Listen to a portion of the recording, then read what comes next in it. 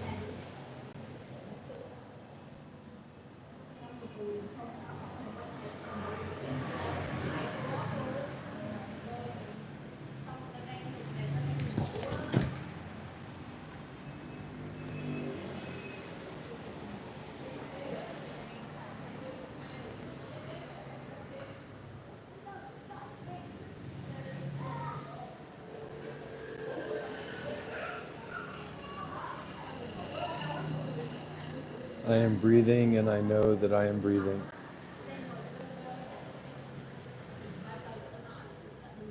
Breathing in, I know that I am breathing in. Breathing out, I know that I am breathing out. Breathing in and breathing out, I know that my awareness of breathing is more important than the thoughts coming in and going out of my head. Breathing in, aware of my breathing. Breathing out, aware of my breathing out.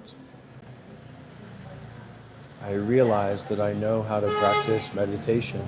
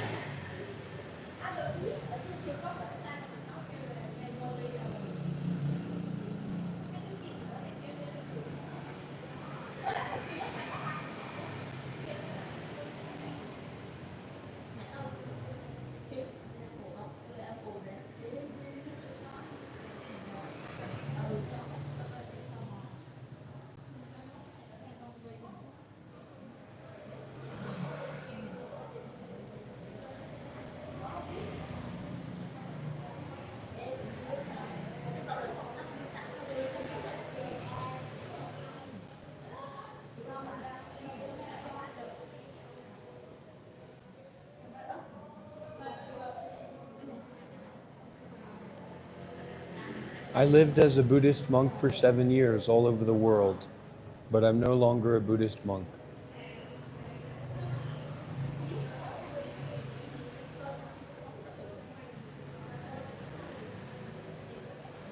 I stopped being a Buddhist monk at the beginning of this year, 2025.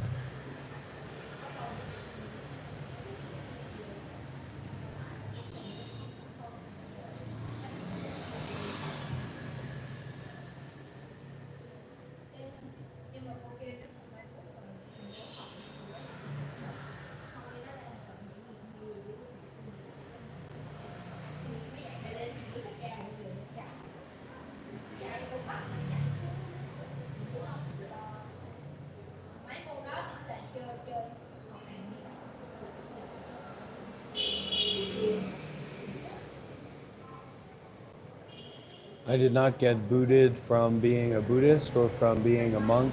It was a personal decision that I decided to take off the robes and to stop living as a Buddhist monk and to return to lay life, or the life of a normal man, or the life of a normal woman.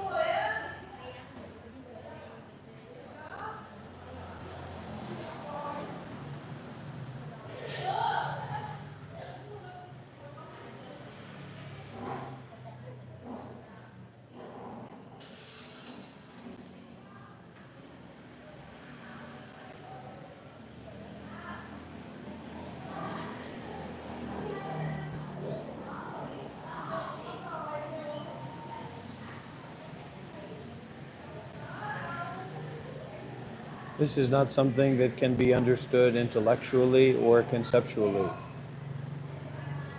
So I am not a story. I am not an idea in someone else's head.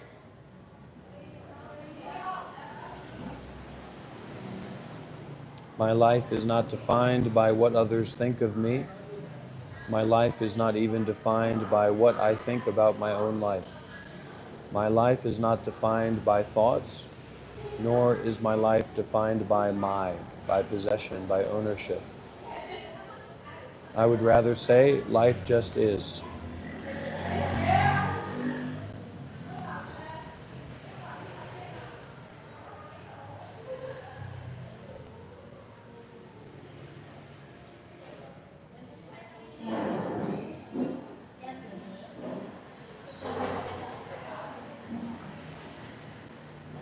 I have not been kicked out of any temple or monastery.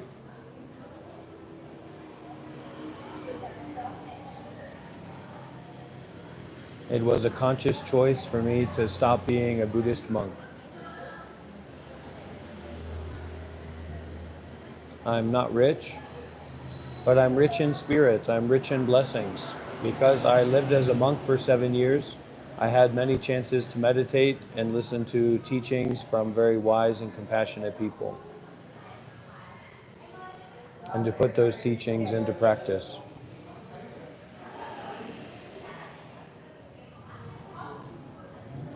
Now I am a meditation teacher.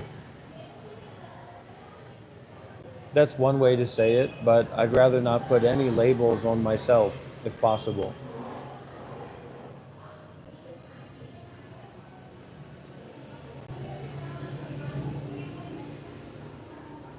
I'm not sure what I'm going to do for work for the long term. Right now, I'm not thinking about the long term. I'm just allowing myself to be here, where I am right now. Being a Buddhist monk is very difficult, and you have to sacrifice a lot. There is also a heavy weight of carrying around the Buddhist identity. And for me, I didn't want to carry that around anymore. Mindfulness practitioner, yeah. Mindfulness teacher, yeah. Non-duality practitioner, teacher, yeah, sure. But the labels don't really reach what this is. They don't define my experience. Yeah, I can sit silently for an hour. That's not too difficult. Maybe a little bit painful, depending on how you're sitting. Usually after an hour, you'll be feeling some pain, no matter how you're sitting. But sometimes you can get lucky so that you won't be feeling pain during an hour time. Yeah, just being, just sharing being. You could put it that way.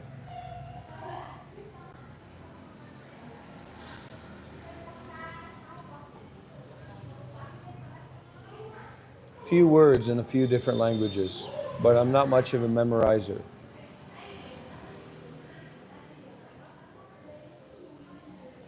At the beginning of 2025, I stopped being a monk in Buddha Gaya, India. From Buddha Gaya, India, when I stopped being a monk, I went to Thailand. I stayed there for a couple months, lived in Vietnam for a couple months, went to Malaysia for a month, and I've just arrived here where I am currently, not in Bali.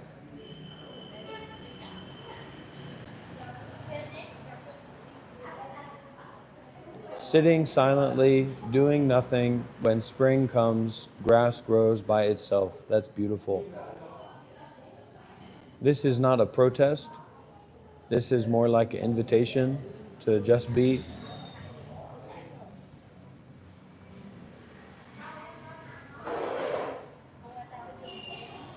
Hey, you know better than that.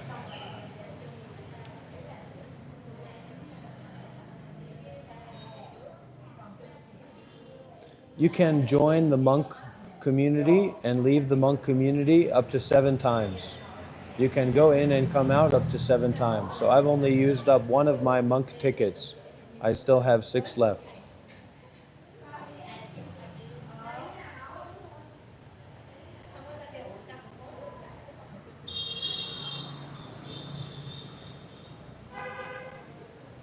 No, they don't keep track of it. Unless you just go to one temple. But usually one temple, they wouldn't ordain you 7 times, so.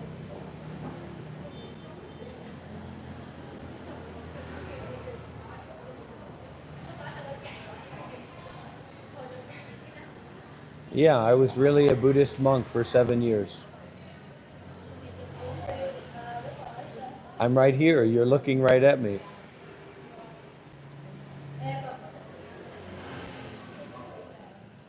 I'm not particularly physically capable. I just know how to arm wrestle and I can walk, stuff like that, but I can't do special moves.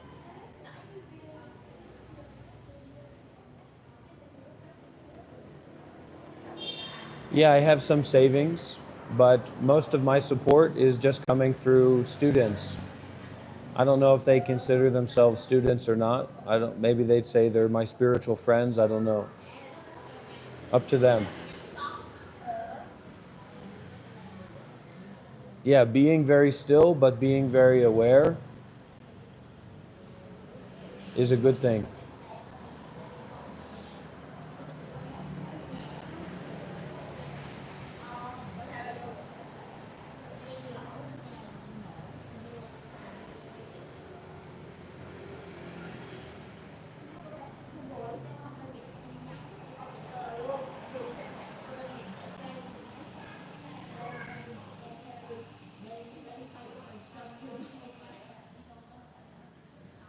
I am practicing to surrender and to allow things to work for me in their own time. I am allowing me to be me.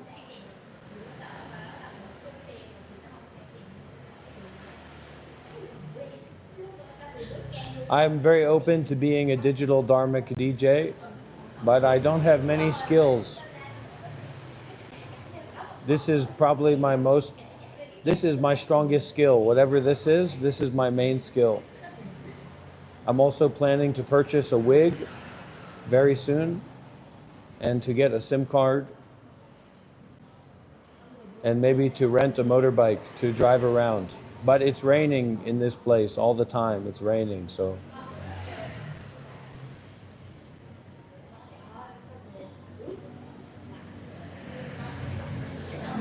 I was suffering a lot after high school when my social system dropped out from under me. And I just didn't know what to do. And so I found spirituality, and then I found out about Buddhism, and then I found out you could become a monk. and that Thailand was a Buddhist country, so I moved to Thailand to become a monk, not to go and have fun.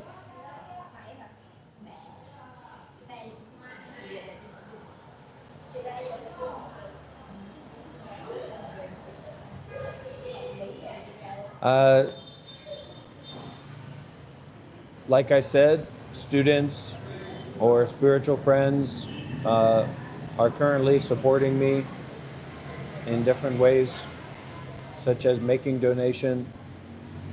But I don't sell anything. I'm not here to sell spirituality.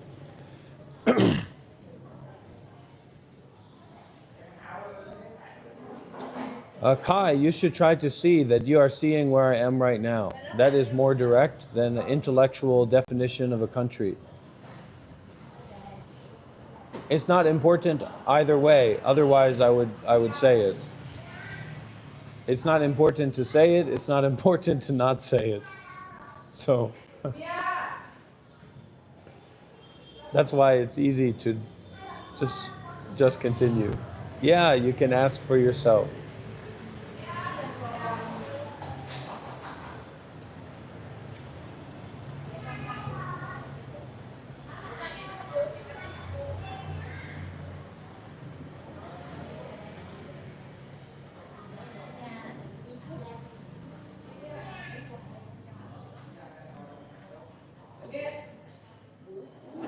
I think mixing caffeine and sugar is something you should get out of the control under. Caffeine by itself, okay, we've got to do what we've got to do. Sugar by itself, every now and again, taste something sweet. But when you combine your caffeine fix with your sugar fix, I think it's not good for the body, not good for the mind, and not good for the community. So let the caffeine be the caffeine, let the sugar be the sugar, and let's move forward.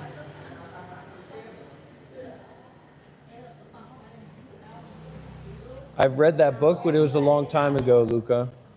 I read most of that book.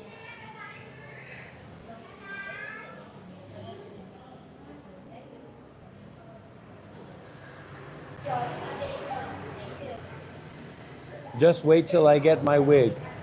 There will be a new era and a new generation of this YouTube channel and this live stream once I get my wig.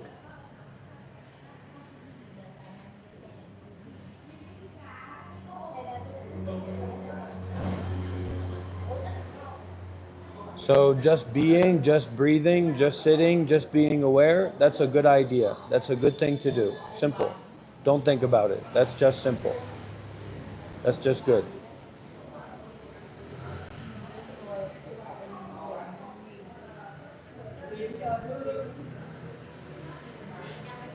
No. It's not taking psychedelics, not using drugs.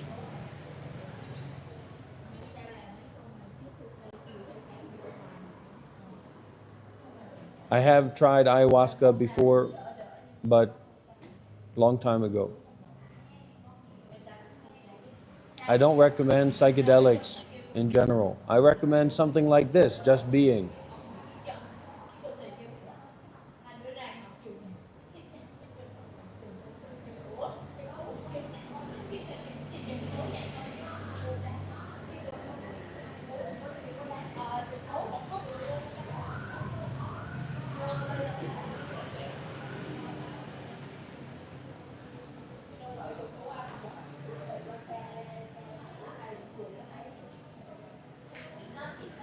There's a little bit of a harsh truth in this.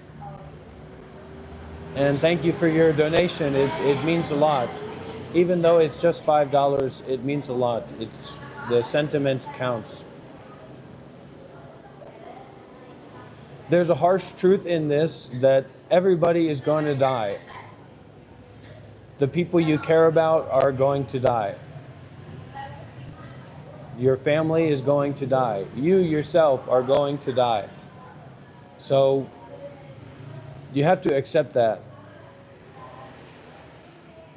You know, like this body is going to get sick.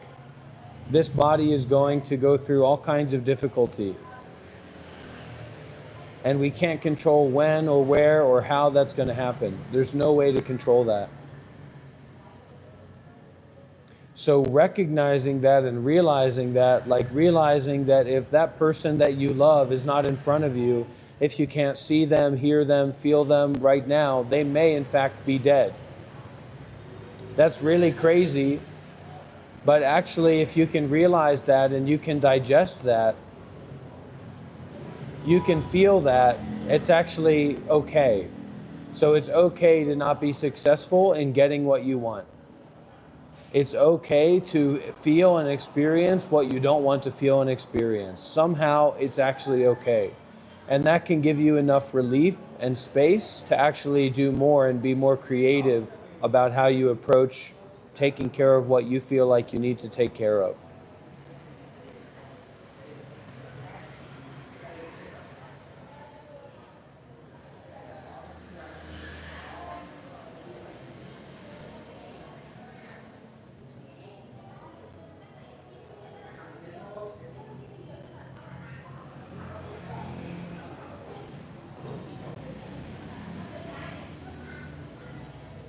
Because for me, when I'm alone, when I'm asleep, or when I'm waking up, or when I'm dreaming, it's just me by myself. I'm not in any role of being a teacher or being a student or being this person to that person or that person to this person. I'm just experiencing what's happening and doing my best to not be attached to that and to be free from that.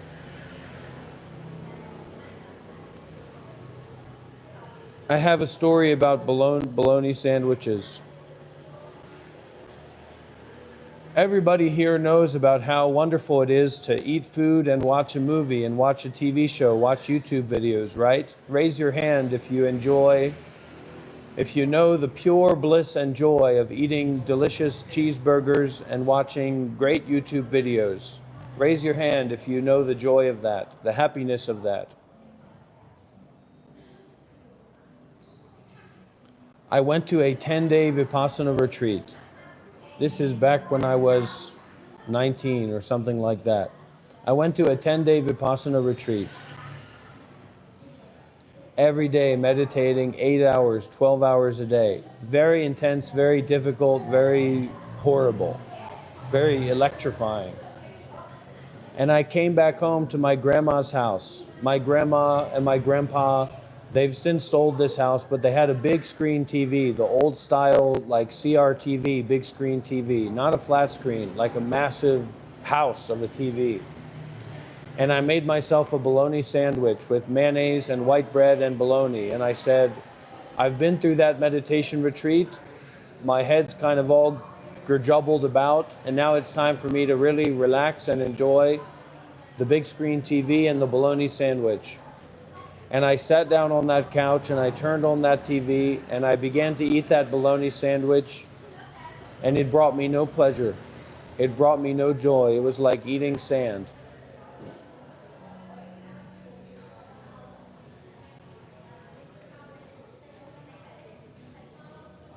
There's another story from the Buddha talking about eating. How the right way to eat, as if you are in the desert with your husband or with your wife and with your newborn baby child, crossing the desert to get to the other side, to get to a safe place. And in the middle of the desert, you realize that you're not going to be able to make it to the other side unless you eat your newborn baby. Now, how do you think it felt? How do you think it tasted? How do you think their mindset was when consuming their newborn baby? Not good. And we say, WTF, WTF, WTF. But there are children dying in Gaza. There are people going through intense physical, unimaginable suffering right now. There are old people and young people starving to death on the edge of their lives. So eat like you're eating a bologna sandwich after a 10-day Vipassana meditation retreat that tastes like sand, just to nourish the body, just to continue on your way to enlightenment, hopefully, or on your way to relieving suffering, hopefully. Everything is just like food for the fire of relieving suffering.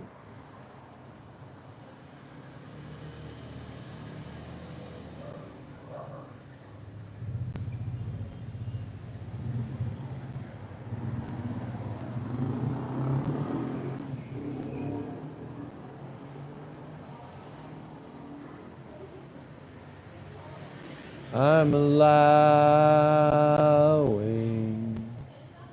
me to be me. I'm allowing me to be free. I'm allowing my power. I'm allowing my brilliance. I'm allowing my peace. I'm allowing my breathing. I'm allowing everything to just be as it comes to me. In the right timing, I'm allowing everything to just be as it comes to me. I'm shining brightly.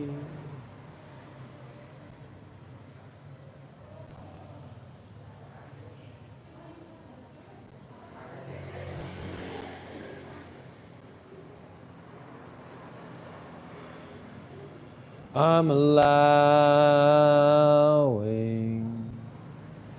me to be me. I'm allowing me to be free. I'm allowing my power. Shane, that's not unrealistic. That's possible, but we do have to pay in some way. And there's a certain degree of truth in the fact that a lot of people, especially in America, who are not able to make or save up enough money to pay for a meditation retreat are also not kind of ready to do what it takes in terms of self-sacrifice to actually participate and to get through that meditation retreat. That's not totally not true, right? So we have to be kind of mindful and aware of that. If you're an American and you're not able to save up a few $100s or save up some money, well, it might be that you have underlying personal issues that most meditation retreats and most communities are not there to work with or to help with. If you're an American, an able-bodied American.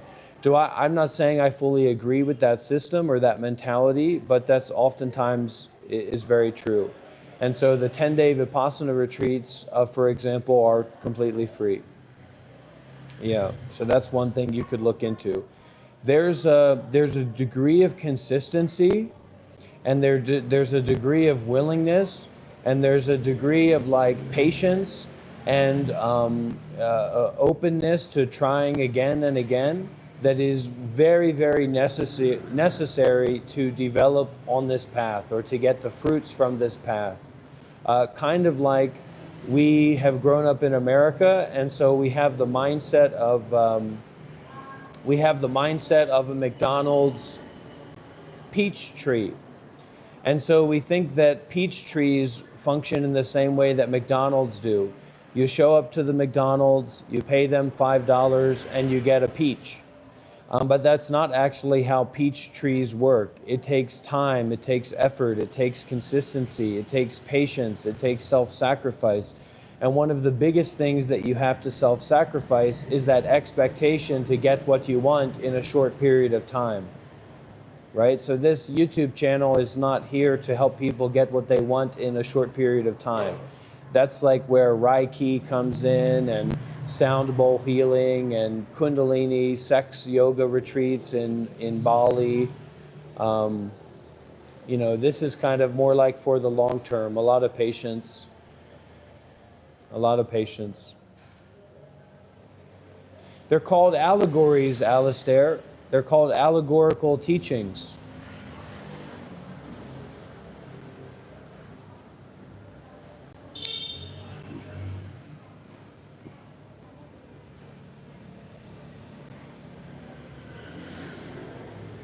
Shane, if you reach out to me through WhatsApp, you can tell me about what your situation is and what you're looking for, and I may be able to help you get involved with a group in the U.S.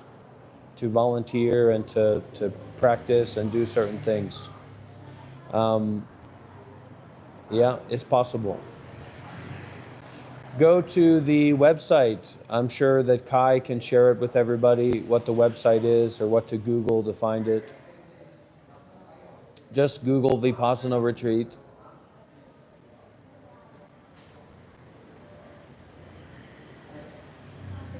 No, you'd have to leave Oregon. My teacher's in America. One of my teachers are in America right now.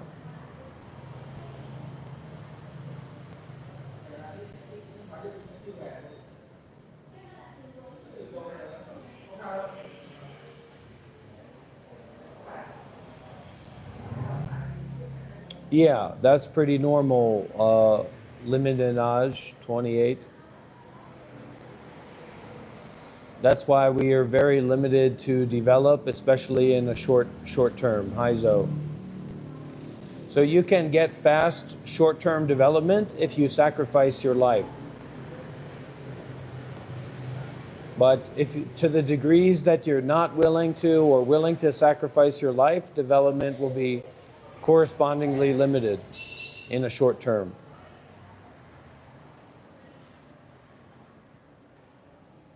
That's kind of why meditation retreats usually don't develop that much insight, because it's more of an exercise, it's more of an experiment than it is a full spectrum self-sacrifice. Karma is just cause and effect related to your personal intentions and actions.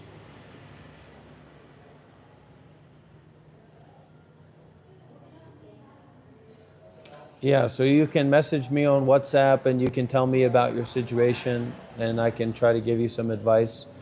Who's all ready for the WhatsApp number?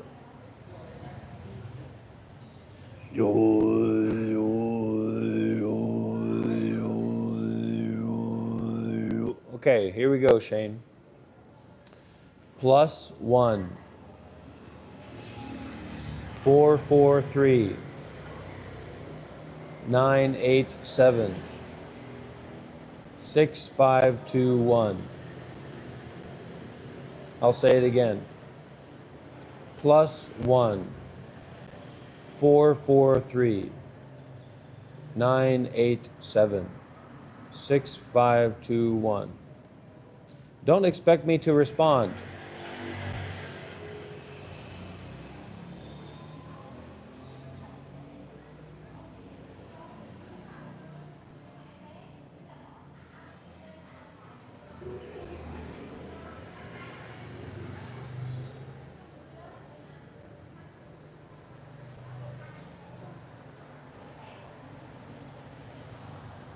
Yeah.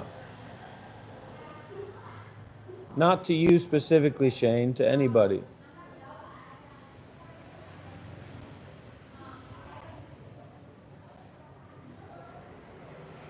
Well, it's a good excuse. It's a good reason to reveal the principle. So the practice is having the number and giving me a call or sending me a message, but the principle is that I'm fully accessible, fully available. So people have to deal with that.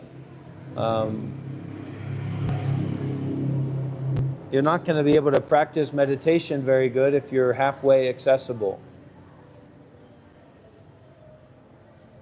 Knowing the number is less important than being accessible, letting other people know that access is open and free of charge.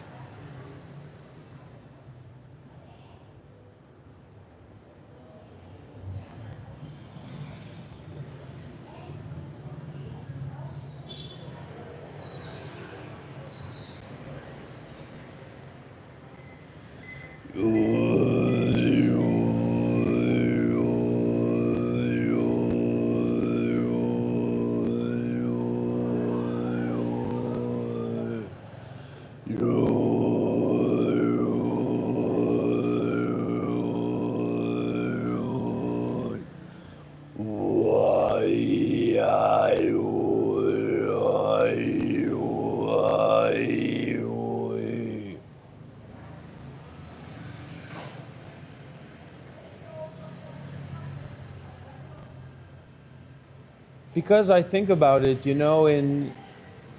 it's like if I want to have a home, if I want to settle down somewhere, if I want to develop something for myself, then, there's limitless things to spend money on. And there's a struggle and there's a striving, get this and get that and get this and that. But the way that I'm living right now, kind of not a monk, but mobile, there's nothing for me to be stressed about investing in. It doesn't make sense for me to try and buy a couch or try to buy a TV or try to buy a motorcycle or whatever. Everything is temporary. And that's the way that it really is. Everything is temporary. So when we build these castles of hoarding possessions and personal property, and we create this appearance of permanence in our room, in our house, in our lives, it's very confusing. It's very misleading. So it's not that I'm not saying that this lifestyle is better in some way, but it maybe has more access to that, like dropping everything.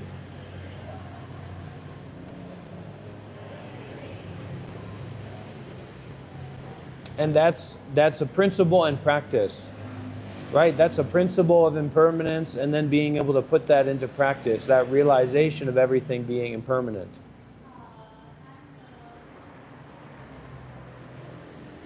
I've never been to Tibet. CCP, I hope you're not listening, but I really, really, really, really wish that China had not taken over Tibet, just for selfish reasons, just so I could go there and go and live stream and hang out in Tibet. Not being a monk, and being a monk for me is basically that there are no strings on me. I'm not responsible to any Buddhist people. I can do whatever I want. I can present myself however I want. So I think it's something that I need to go through this period to continue my Dhamma practice more.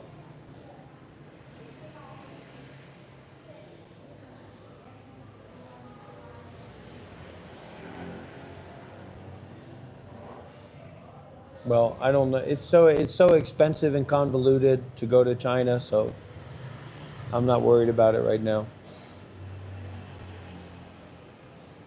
I do really want to go there, but not today.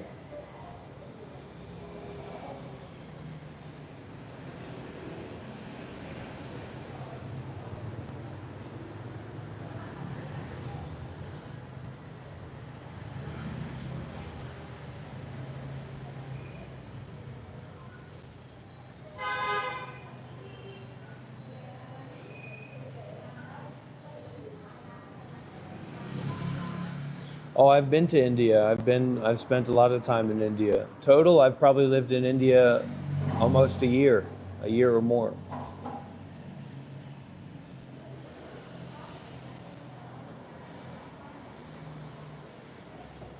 Uncle Ricky, listen closely to the sound of my voice.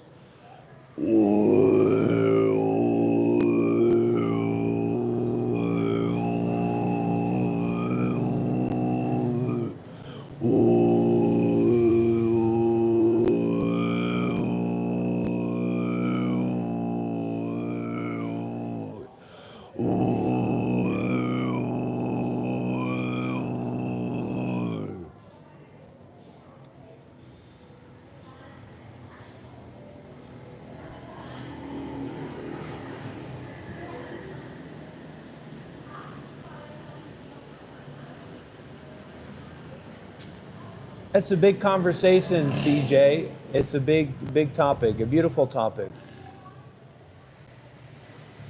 Modern monasticism is basically somewhat non-existent.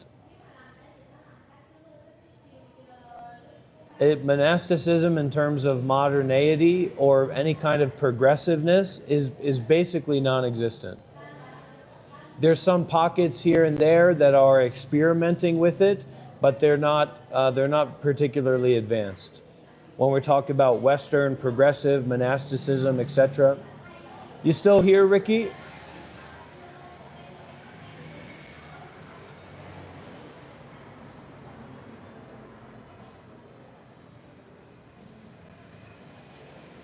Are you still here, Ricky?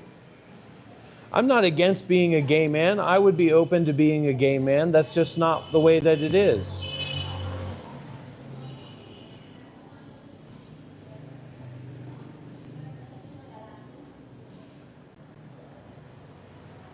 Not today. I'm not going to be a monk today. There's just not really a place to fit in that makes sense for me in being a monk today.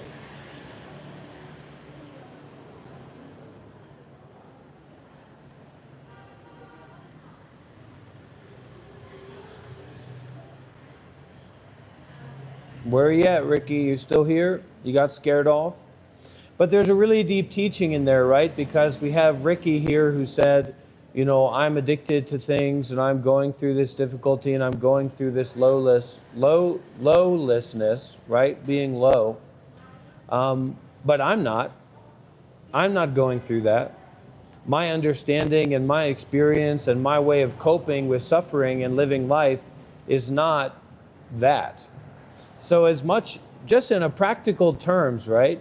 As much as someone can detach from their own understanding and rely upon or be open to someone else's understanding, they can break through, they can build through their own problems.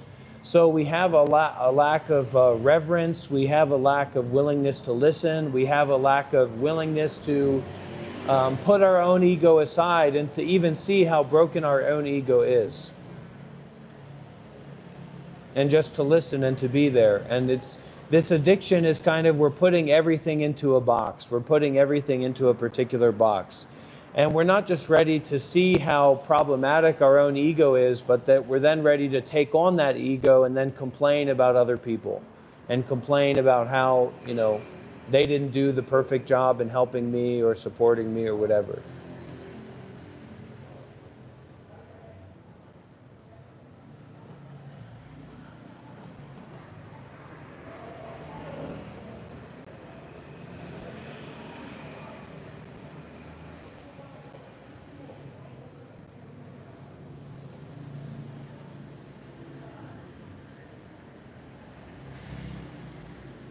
Oh, more than 10 years, more than 10 years. And I didn't start as a Buddhist.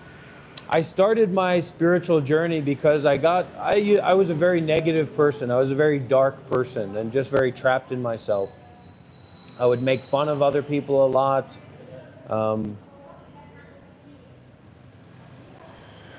You know, I wanted to defend myself, and I felt very competitive, and I wanted to push other people down to make myself feel superior. And for whatever reason, not to mention the depression, the anxiety, the mental instability, the more aware I became of my own mind, the more aware I became of the instability in my own mind. So for some reason, I got this spark, or I got this sense, I was like 18, that like I could just leave my grandparents' house where I was living at that time, and I could just go out with this sense of like positivity and hope and like looking for light and approaching from lightness. I don't know where it came from, honestly. So I went out and I started to I met a person who was interested in spirituality. That led me to like Alan Watts and Eckhart Tolle. Then I found out about I went and lived at a Native American church, peyote farm, peyote ranch, and I did some Native American ceremonies with peyote and psychedelics. I spent 2 weeks with the Hare Krishnas, the Hindu group, Hindu movement. And all of that gave me some really deep and powerful experiences, but no sense of grounding, no sense of really grounding. So in 2015, 2014, that's when I went to live at a Zen Buddhist meditation center for a year. So that's what gave me the sense of grounding. That's kind of how I became a Buddhist. And then I linked into other Buddhist retreats and centers, and that led me to becoming a monk in 2018.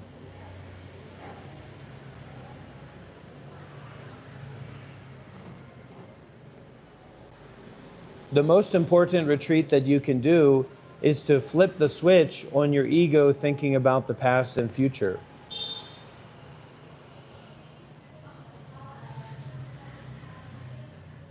Do I need to repeat that?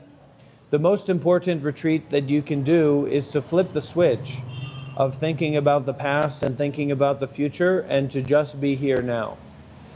And to meditate, to practice as deeply as you can with this now. Because a retreat, just so you know, the retreat is going to be hell. Literally. The retreat is going to be horrible. That's what retreats are. Retreats are horrible. As horrible as anything can be. The most horrible, generally, intense, difficult experiences of my life have been in retreat. In meditation retreat. So you have to, what I recommend, my friend, is that you focus more on practicing with this now, with your teacher, your spiritual friend, what have you, in this now, and then slowly you'll be ready to go into, more and more ready to go into a meditation retreat. Because this at least can give you some spiritual entertainment. There's not going to be any spiritual entertainment in your intensive meditation retreat, you know, if you can even get to one. It's just going to be hell.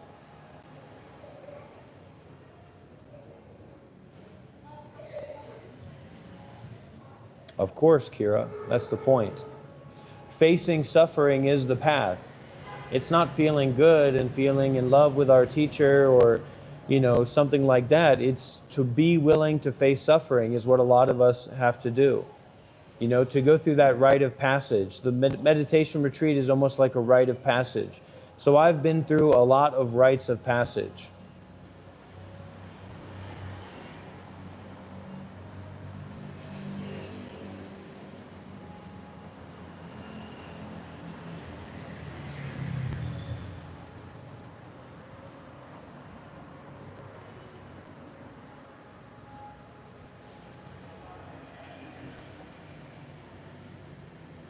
And to get up and to get out and to start moving and to start getting concerned with the path. So, you know, I'm blessed to have this kind of thing to get up and get moving and to do. But as you go further and further, you're just more and more open to being wakeful. You know what I mean? And to not slumping and slumbering. And those things that previously like enticed you, like eating 3 big meals a day, and constantly listening to music and, you know, drinking alcohol regularly and all these things like that that sedated you, they're going to be much less of interest naturally. Same with like video games. Now, if you can combine certain things with the path and the practice, then that's great. Yeah, a layperson can reach enlightenment, especially in the modern world. Because the world has changed a lot from 2,800 years ago to now. But can you get enlightenment as you have contracts with your employer and contracts with your wife or your husband or all these kinds of things? Much less so. You have to have a very flexible, open, simple experience of life where you're not going into contracts with unenlightened people all the time. You have to have a sense of freedom and flexibility about you so that you can focus more on your practice and your awakening.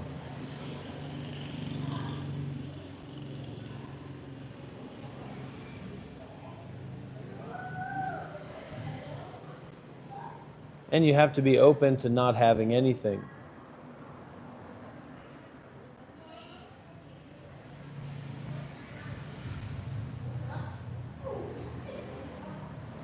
Oh, of course. You can 100% heal your body through the meditation and through detachment.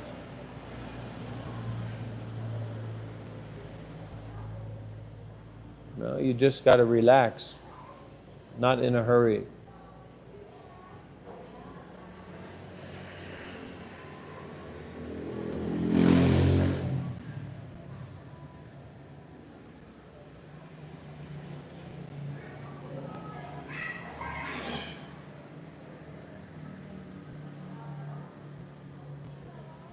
Okay, let's practice meditation for a little bit together.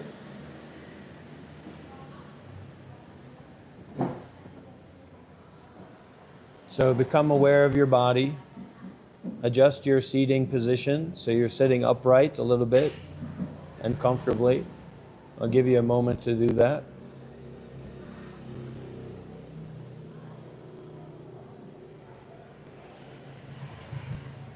Close your eyes gently. Become aware of your breathing.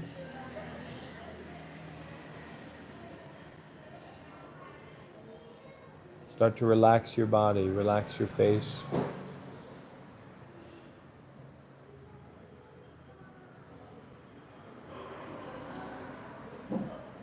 Becoming aware of your breathing again.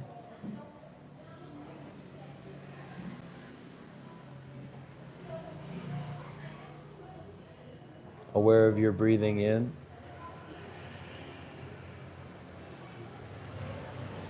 Aware of your breathing out.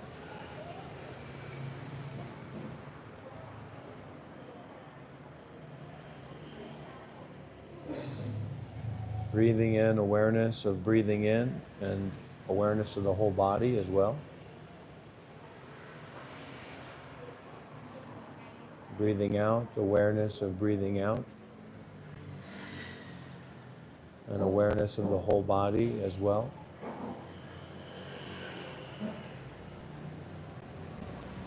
Notice your tendencies for tension or contraction in the body. So you see that tension, you see that contraction. Relax.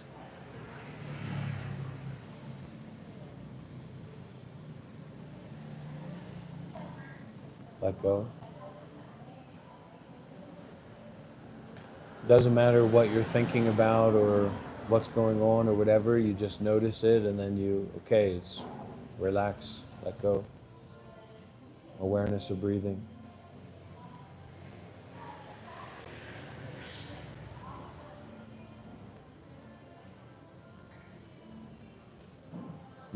You can consider this flushing the toilet of your ego. So, why is this important? What is the importance of this? Well, it's having a toilet that's full of shit. Not just your shit, but the world's shit. You want to flush that or you want to let it sit there? So this is the flushing.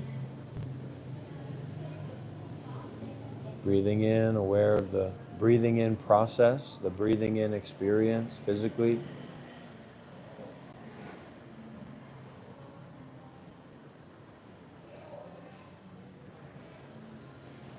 Breathing out, aware of the breathing out experience. Relaxing the body through breathing out. Filling the body with awareness through breathing in. Just naturally, you don't need to think about it, you don't need to visualize it.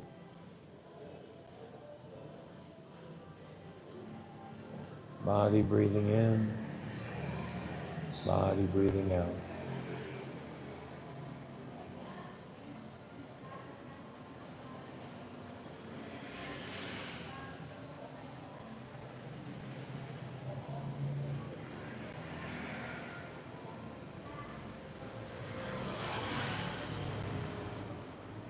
Now see if you can turn your attention directly towards the mind, directly towards the awareness itself.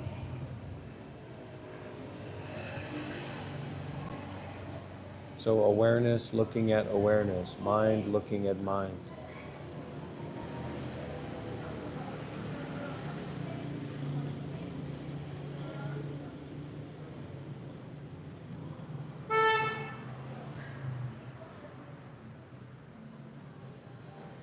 Don't worry about breathing anymore. Let the breathing come to you.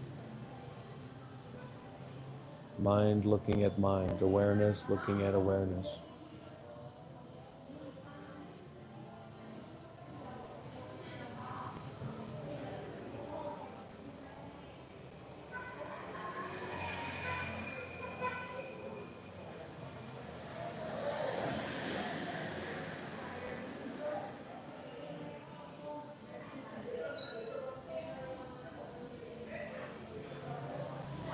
In the meantime, let the body relax more. tension comes up or whatever, just relax it. Let the breathing come to you. Mind looking at mind, awareness looking at awareness.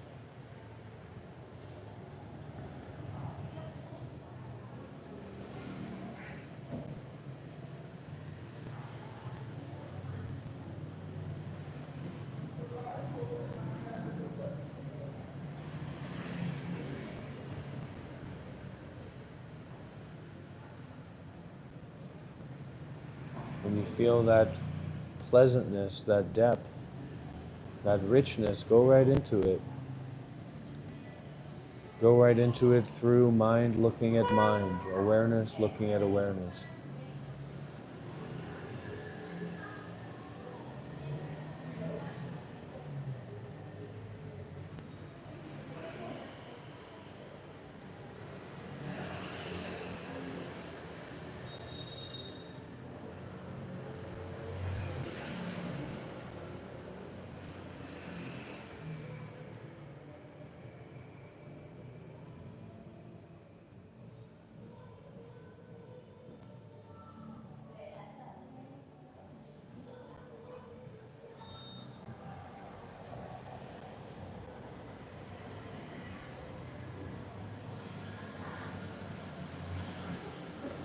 Sadhu, sadhu, sadhu.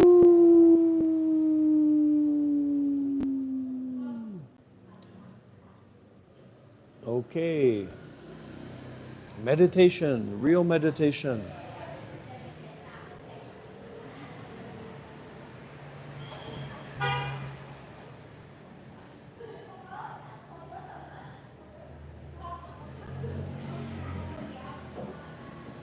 Step one, step two. Step one, awareness of the body. Relax the body, fill the body up with awareness, and relax what you are aware of.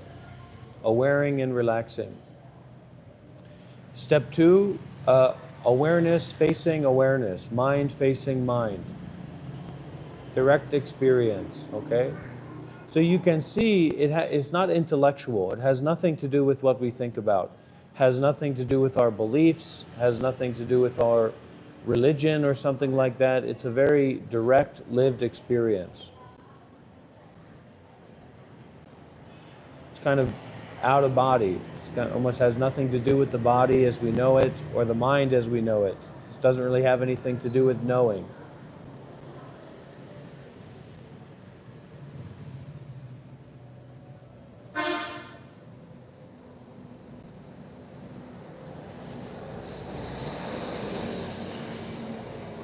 When we know how to flush the toilet inside, the outside toilet flushes itself.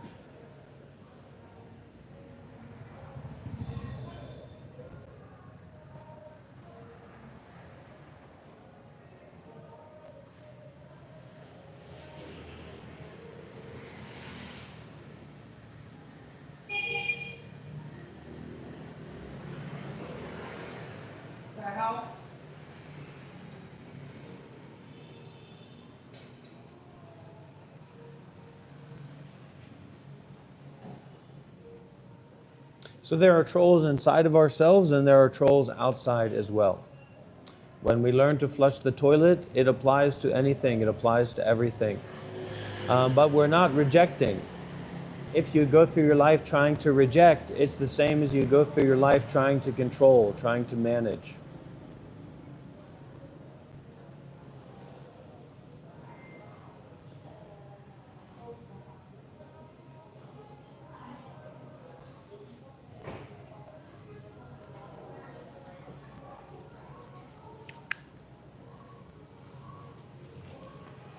Don't be a coward, renouncing, trying to get rid of,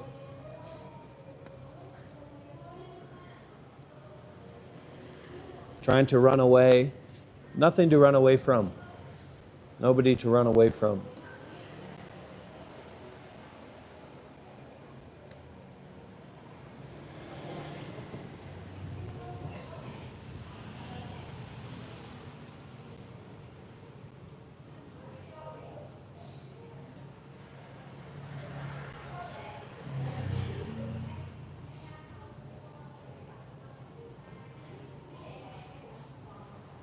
And that doorway, that meditative way is always available, always accessible to us.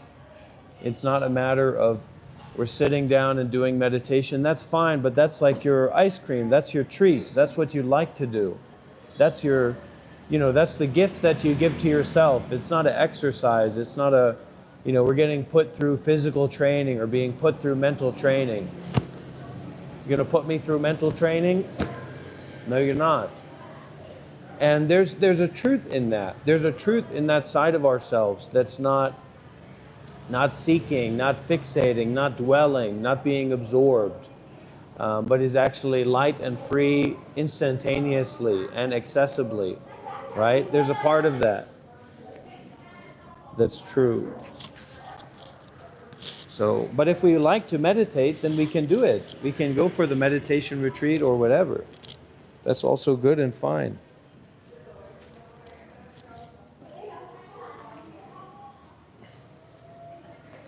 Yeah, boundaries are empty, especially of empty boundaries themselves.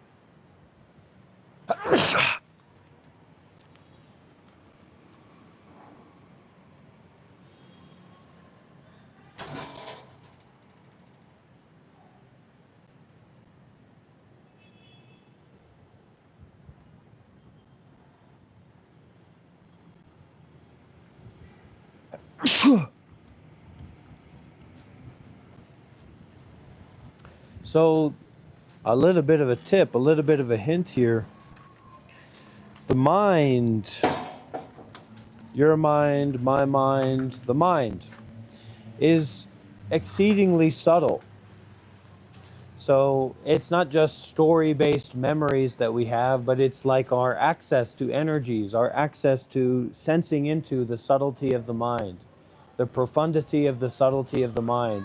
So if you are really wrapped up in and caught up in your stories, your materialistic possessions, the surface level appearances, that's you're kind of operating under a lower code, right? And so there's a higher code of the movements, the waves, the nature of the mind, the flowing and intermingling of the sense of the mind, right? The subtlety of the mind. That's not just going around thinking about things or believing in things.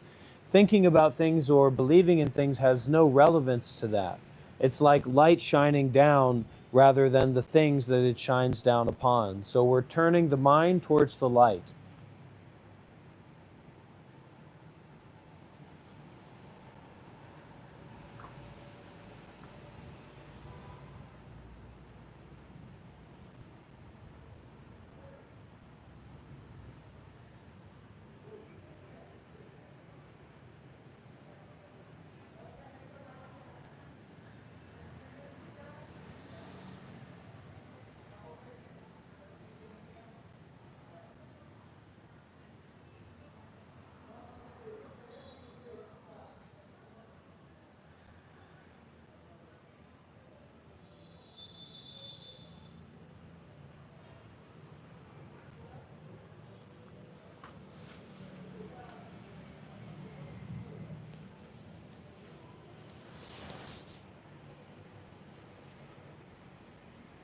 Intellectually unreachable.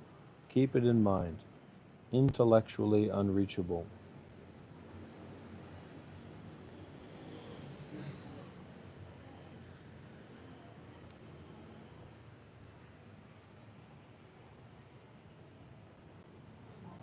I can see the chat here on this phone.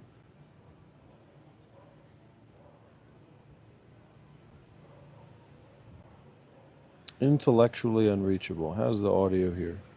Hello? What's going on here? No video? Why can't I see the video? Okay, I can see it. Just a glitch in the matrix.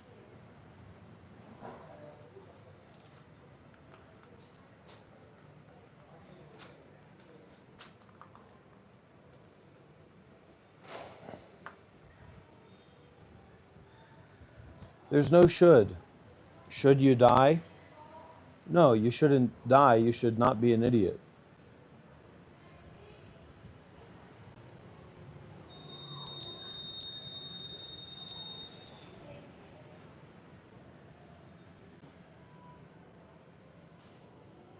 This is the problem with why and the problem with should.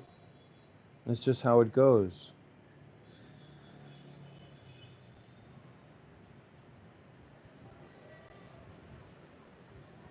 To detach from your own understanding and to take refuge in the understanding of the teacher.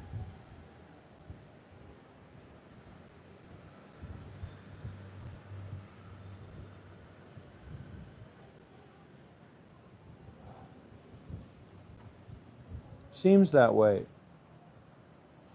Seems that way.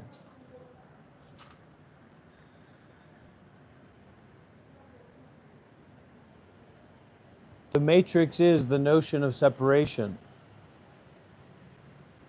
Let's get that clear.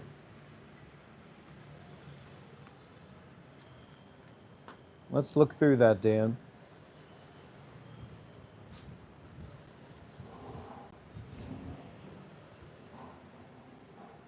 Oh, the intellect is just... the intellect is just like knowing how to work with the plant in front of you. That's it. There's no... See, what happens is we become religiously intellectual.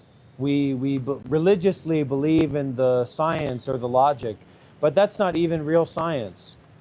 So scientific experiments, which is like our direct experience moment by moment, is a scientific experiment, but of everything, with everything, as everything. But the scientific experiments that we do, that we get principles from, like this seems to work, that doesn't seem to work, that's the only place where seeming has a relevance. Through the experiments and the degree of subtlety of those experiments that we do gives efficacy or points to the efficacy of that seemingness. But our entire intellect is just held up by seemingness. So, and that's wisdom. So the logic or the intellect as a tool is to work with this plant, to help this plant be healthy, if that's what you want to do, if that's what you want to work with. But what's after death? What's before birth? There's no answer to that because there's no separation. There's no thing to be there before birth. There's no thing to be there after death. The whole thingness of reality is not scientific. That's why every principle, every understanding, every fact in science is just a theory. There's no such thing as scientific fact. That's why they call it the Age of Enlightenment, because that's the science of it. So your intellect is basically bullshit in the way that you think of it as being a reliable belief that you should have in the way that the world is or whatever. Belief is not really relevant for direct experience. So just like it's not relevant for someone hitting you over the head with a club and taking your resources and taking your woman or whatever. Doesn't matter what you believe. Doesn't matter what you think. Doesn't matter what your intellect has in store for that person when they hit you over the head in a club. With a club, Mr. Smarty Pants. And that's how life is.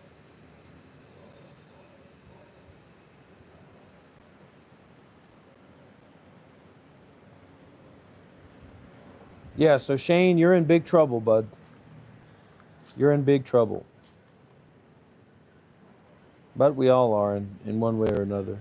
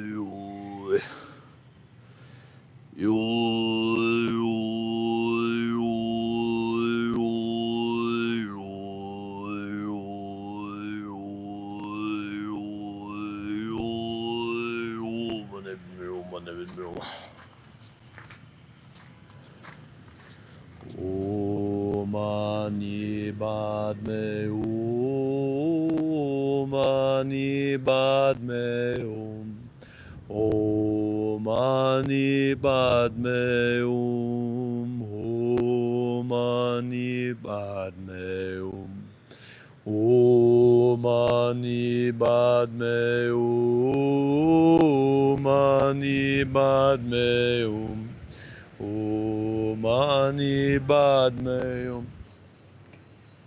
Anywhere is okay. Okay, yeah, here is okay. Om Mani Padme Hum. Om Mani Padme Hum. Mani Padme Hum. Om Mani Padme Hum. Om Mani Padme Hum.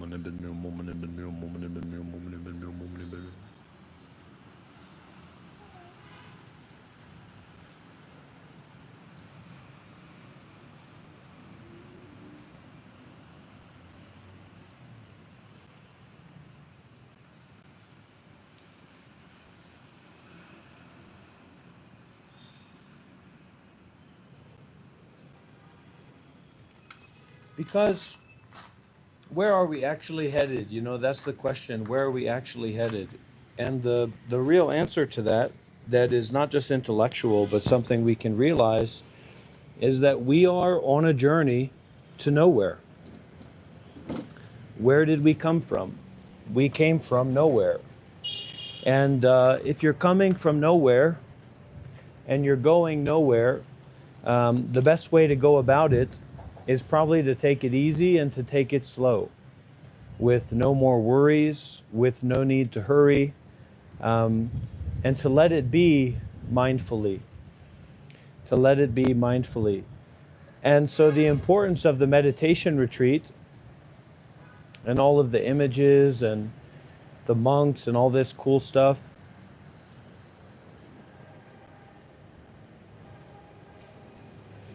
is really to facilitate and support you to stop believing. As much as you can't stop believing, you can't start living. You can't start facing the absolute subtlety and profundity of the mind as it is right here and right now. So we are in the situation. For the men or for the women, you know, it can be very dark. It can be very heavy and intense. But we are in the situation of the club being in motion towards our head. Maybe you're the woman protecting your children and the gathered resources in the cave, or maybe you're the man with your partner, with your children, protecting the resources gathered in the cave, and the club is right there against your head. This human life is exceedingly short. We're worried about cancer, or we're worried about paying our bills, or we're worried about, you know, things going the way we want them to go, or the way things not going the way we want them to go. And it misses out on the thusness or the isness of this as it already is.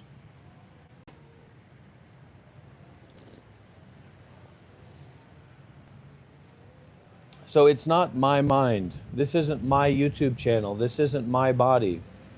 There's no such thing as my. There's no such thing as mine. As well. It's a confusion. It's a wrong path, a wrong direction that was taken many, many years ago. If those white devils would have used their superior armaments not to genocide those brown people, then a conversation possibly could have taken place where the efficacy of non-ownership and the efficacy of fluidity of identity could have been integrated with the development of post-scarcity societies. And we would be in a position where the notion of ownership was only practical. Like, well, I have to have a place to live, or there's a need to protect this body from the elements, and there's many resources to go around. So there's no need to be in conflict with one another or to be in conflict with the environment. We can perhaps remember the time, waving at my non-self here, We can perhaps remember the time when we had to be in conflict with the environment because we were overburdened by the environmental conditions as human beings. But once we reached post-scarcity of learning how to cooperate, to protect, to communicate with the environment, it became very clear, and it is very clear, that there's more than enough to go around. So the competition and the conflict is just a kind of confusion. So just as much as we work for ourselves, we can work for the others. Just as much as we use the money or our resources for ourselves, we can use that money and those resources for the other. There's plenty to go around. And so this is also an abundance mindset rather than a scarcity mindset. The planet doesn't belong to anyone. There is no belonging, there is no ownership. So this is called right view. I hope that's what it's called.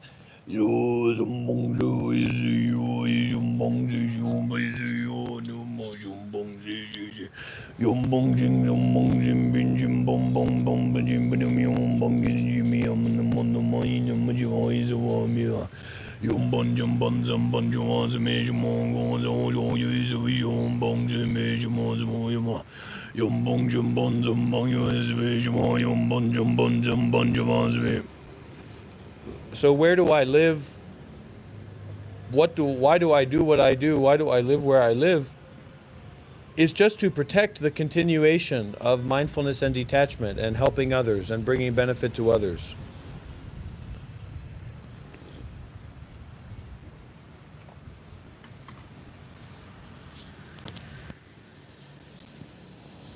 I don't know, at least for me, it feels like it has to be that way. There's no other way for it to be, for me.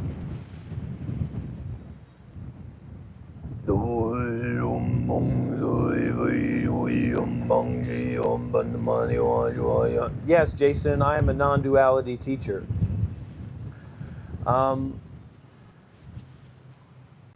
My favorite instrument, or one of my favorite instruments, is the didgeridoo. And I realized that I carry my own didgeridoo with me at all times.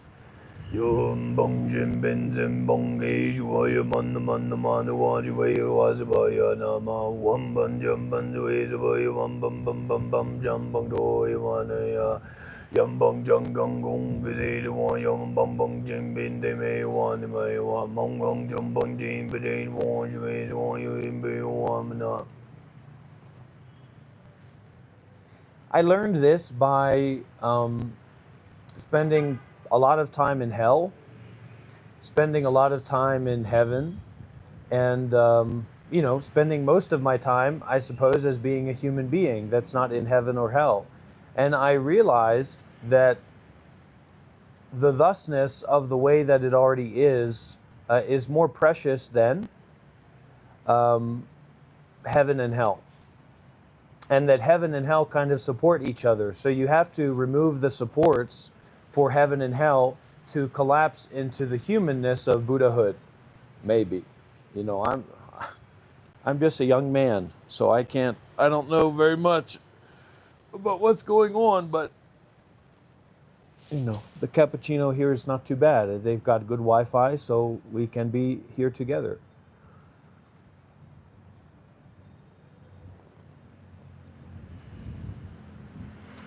Thank you for the donations. Also, Zoe, thank you for sending something on PayPal and for the kind donations here in the YouTube live stream. That really means a lot to me. And probably the best thing about it, really, I mean this, the best thing about it is to feel the connectivity. And I'm all about connectivity and communication. That's why I don't think that it has to be so, it doesn't have to be so esoteric. It doesn't have to be so Buddhism focused or spiritual dimensions focused or, rebirth and reincarnation, that there is a real capacity for us to communicate about this path in ways that we can understand from where we are already. It's just a matter of being willing to sacrifice enough and to give up enough to listen.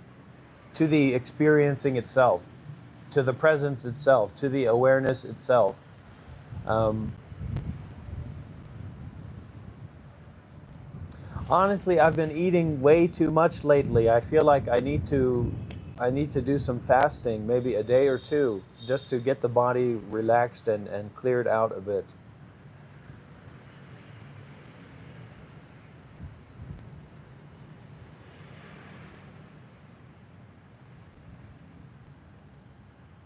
That connectivity that is totally not interpersonal, even though interpersonal elements come in, like I know about Miss M a little bit, or I know about Kai a little bit, or I know about Caleb a little bit, and Caleb knows about me a little bit, etc. But that access of relationship or connectivity through generosity is um, so much more vivid, so much more inspiring and alive than the interpersonal ideas about one another.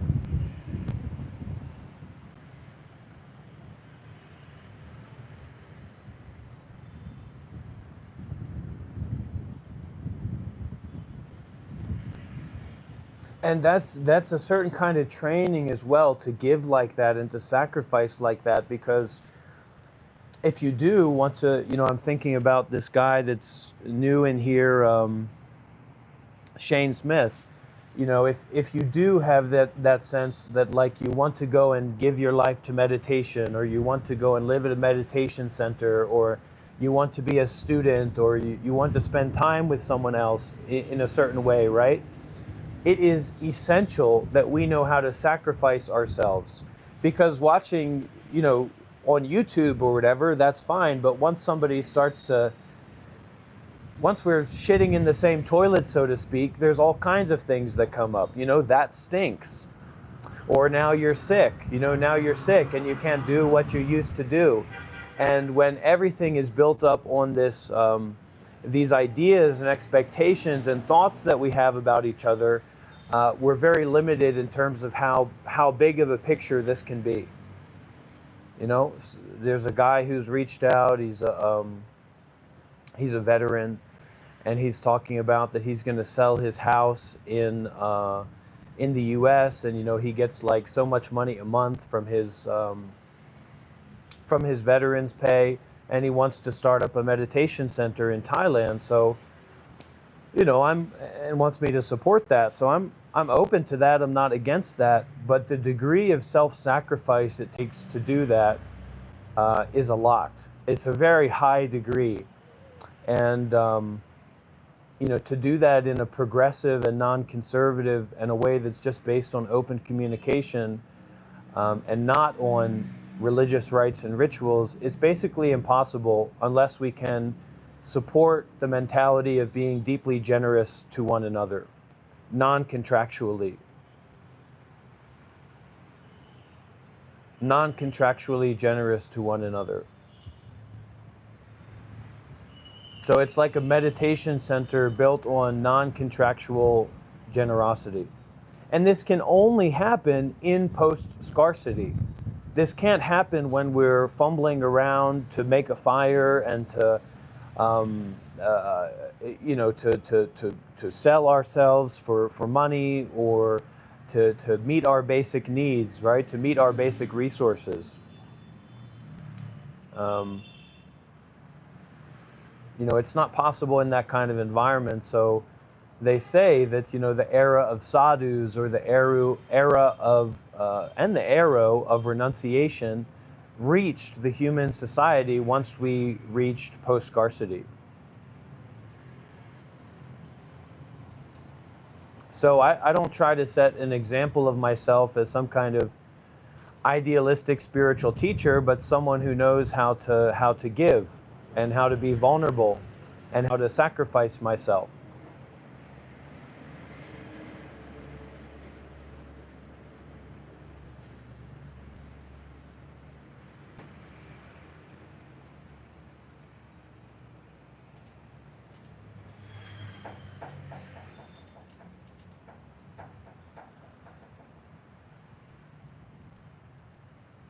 And that's also generally what monks kind of live up to and connect with. What that symbology of being a monk kind of represents is that intention to sacrifice your whole life for the path. But the Zen perspective is that there is no path. There is no attainment. There's nowhere to go. There's nothing to get. And that brings to heart a song. This is it. This is a happy moment. This is it. This is a wonderful moment. This is it. I have arrived at this moment, and the only moment is now.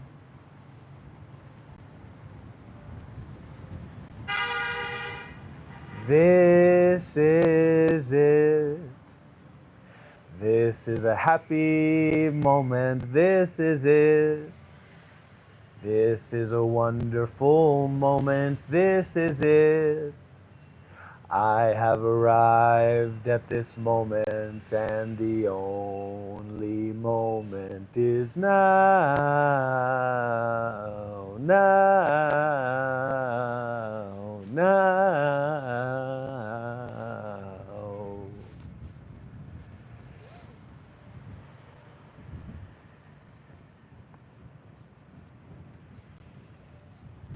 Yeah, being and taken advantage of is a really important topic as well.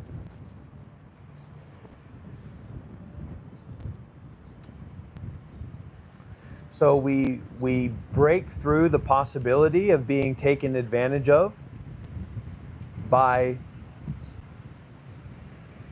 giving beyond our limits without expecting anything in return.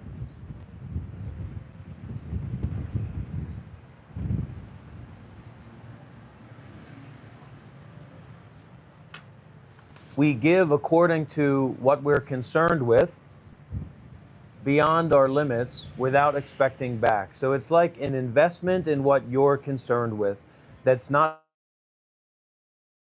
or not about what you're going to get from it. It's like an investment in being concerned with what you're concerned with. And that is, you can't take advantage of that.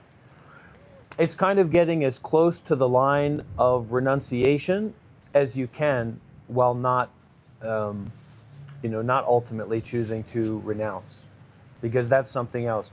Getting taken advantage of,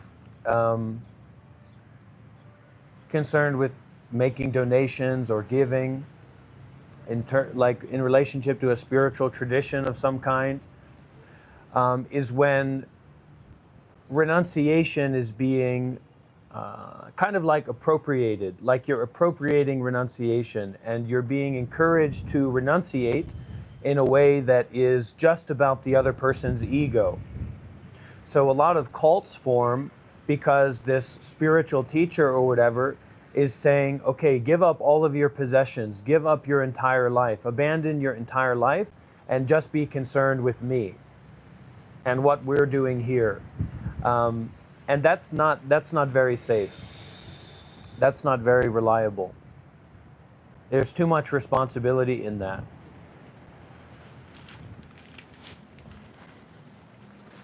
For the spiritual teacher to take on.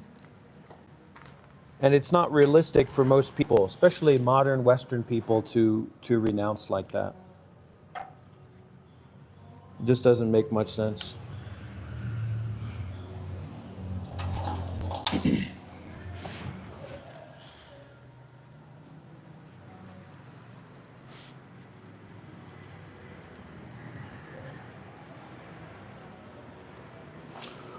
Woo!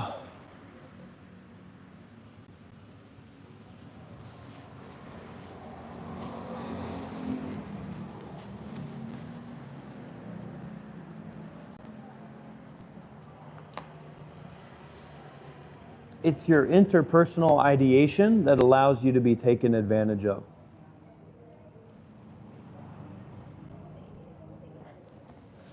So don't fall into interpersonal ideation.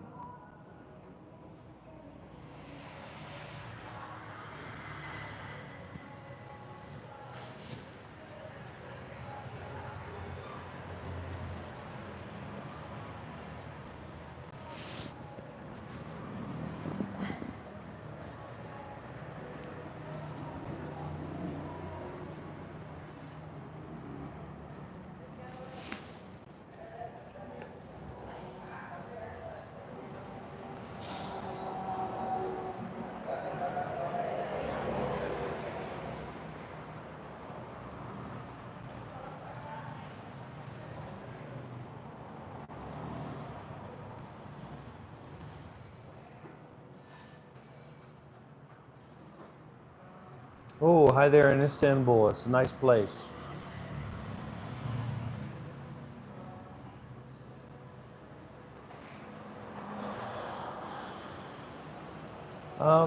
The thing for me is that I'm a bit of a purist. Where's the microphone? Oh, I'm a bit of a purist, so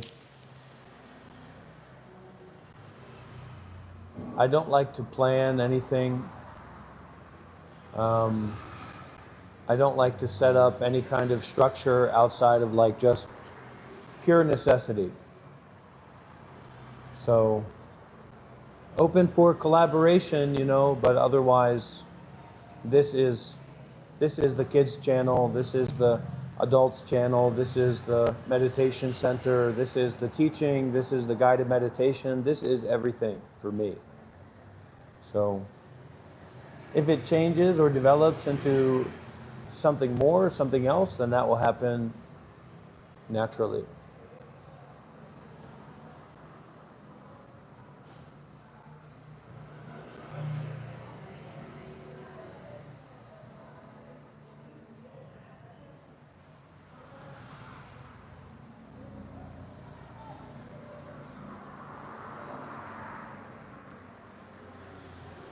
And there's a really good teaching about that in not being in a hurry. Not being in a hurry, not being in a rush, not having this implicit biases in what you're doing to get to some goal. Because then whatever you're doing is informed by that biases. So as much as possible, I'd like for this to not be informed by any biases. Like, oh, okay, now's my time to do the guided meditation, now's my time to teach this, now's my time to teach that. And in that way, maybe I'm a little bit lazy, or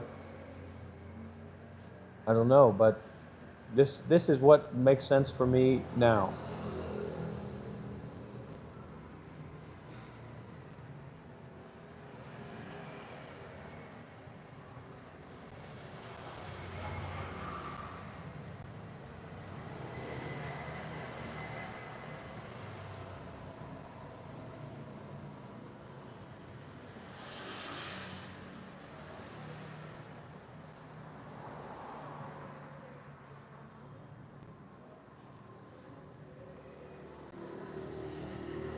I just can't be bothered for a lot of things. Even if it would be nicer, even if it would attract more people to donate or to support, or I just can't be bothered. So I don't know what that says about me, but I just let it be.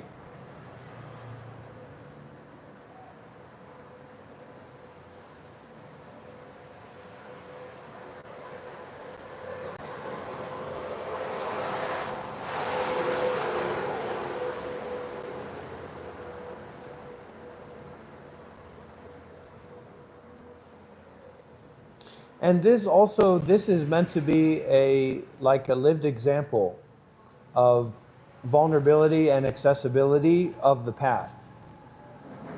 So I'm not here to set myself up ultimately as a teacher. It's more just like I'm exposing myself.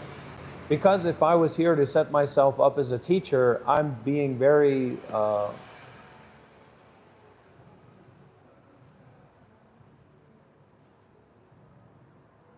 irreverent. And usually what teachers try to put themselves up as is being very reverent, right? Worthy of reverence and worthy of conventional relationship of a student and teacher. And this isn't really about that. But that people can know that this is happening, that this is regular, and that this is really not about anything. So access to that. And also, I'm not 60 years old. I'm not 70 years old. I'm not Muji. I'm not Adyashanti. I didn't grow up before the age of technology. I'm kind of somewhere in the middle. So live streaming and trolling and irreverence are very accessible to me. I didn't learn much reverence growing up for anybody or anything.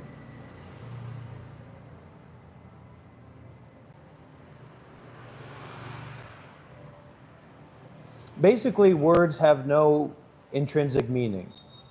That's a good place to start. Words don't have any intrinsic meaning.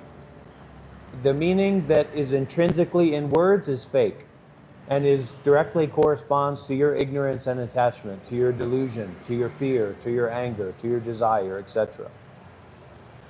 Words are sounds more than they have intrinsic meaning. So if a group of people moved from Earth to the moon or to Mars, and there were no potatoes on Mars, that word would fall out of style. You don't have to earn your breath. There you go.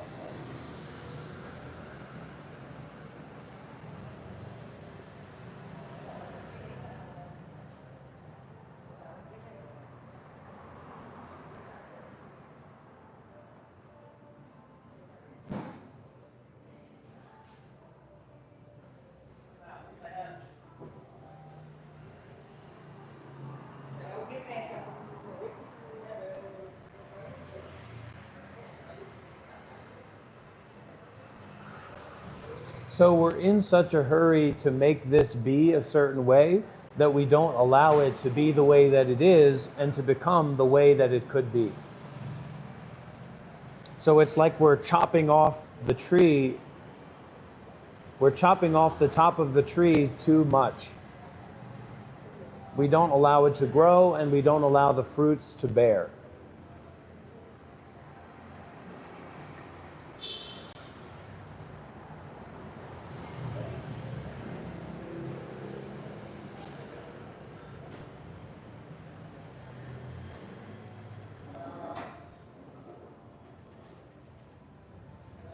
So closing your eyes and allowing.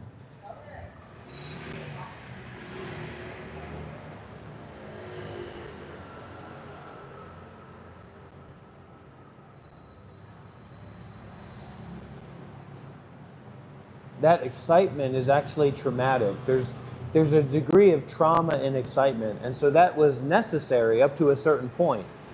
When we have to struggle and we have to figure out and we have to get our resources met, then that trauma, that struggle, that excitement is necessary. But once that's not necessary anymore, that excitement is actually kind of calming out for the release of itself.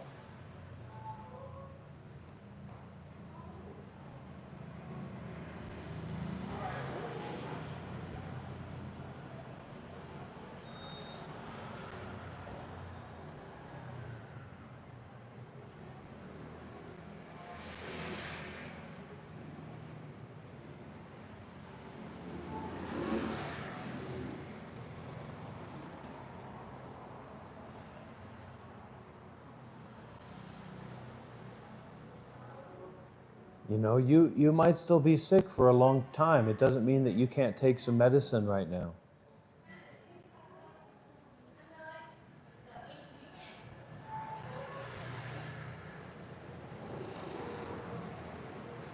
Be frozen. Be on fire. Stop setting up this dualistic paradigm for you to fit into and for you to, get solved, get worked through so that you can get to where you want to get to. Maybe you will never get to where you ever want to get to. Allow that.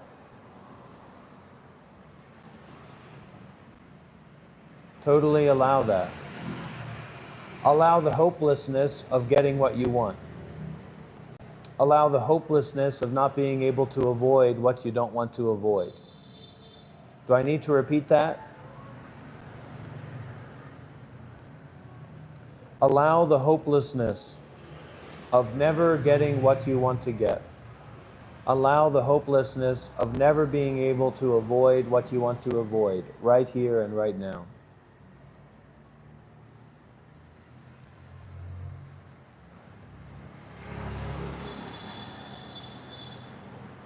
This is a boulevard of broken dreams.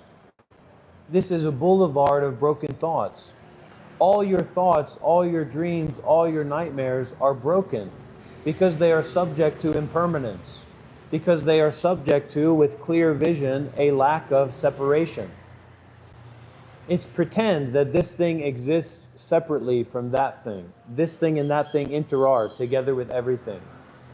So the duality is just keeping you, keeping your energy and your focus and your effort on consolidating things into separation.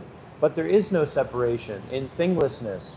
And thinglessness is totally accessible. It's more accessible than anything else.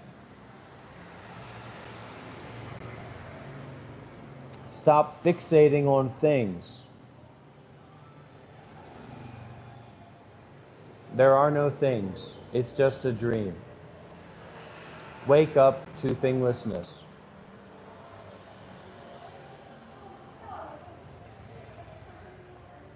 Realize awareness. Recognize awareness.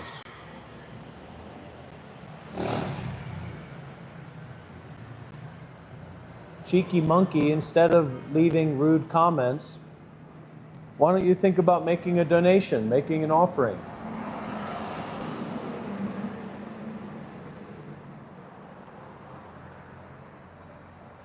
Do you want positivity in your life, or do you want negativity in your life? As much as you can step back and be aware and make a choice, choose positivity, because that's going to be much more convenient for being free than negativity. In general. Seems that way, it feels that way. Be willing to experience discomfort within yourself and stop putting the story of discomfort on a pedestal in relationship to all kinds of different people and stories and situations.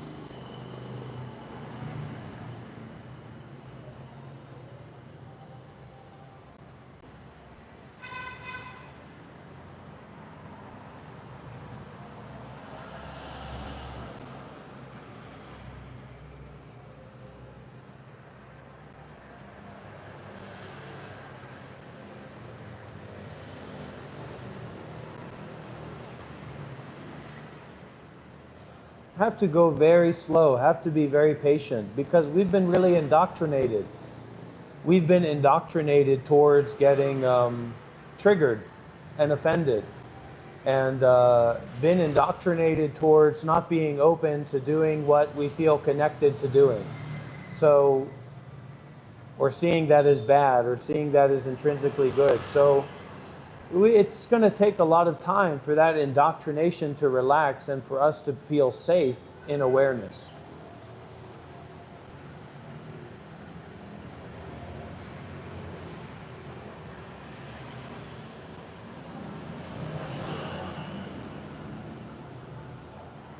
No holiness, no unholiness. So our friends here are supporting that message for you. Neither holy nor unholy, neither good nor bad, neither right nor wrong. Now they don't know that that's the kind of timing that we're on here, so they're kind of trying to play their game, but they're just supporting the teachings of non-duality. To not be triggered by being triggered.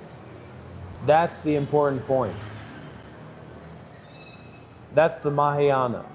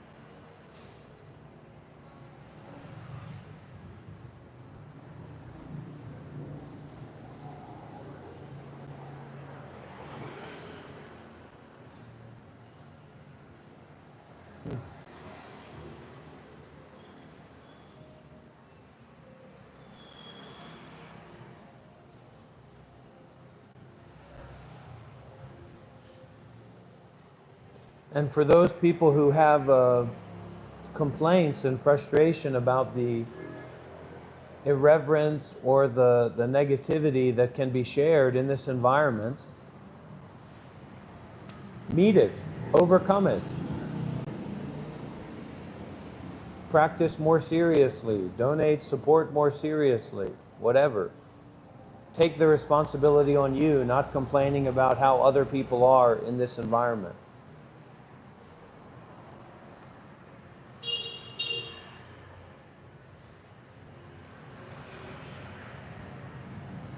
We're always trying to tell other people what to do. We're trying to tell other people what to do so that we can get what we want. Take the initiative onto yourself. Accountie, if you want me on the Flagrant podcast, don't tell me to try and do that. You try to do that. You try to make that happen.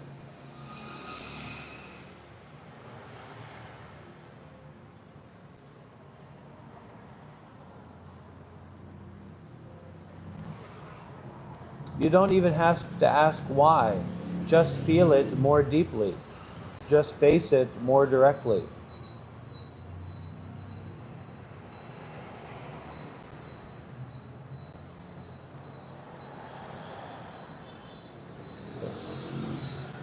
Another meditation to flush the toilet. So take a moment to adjust or to find your seated posture. I'm sitting cross-legged in a comfortable chair. My spine's kind of upright. My head is up. Your back can be totally supported, but you do want your head to be up rather than like hunched over.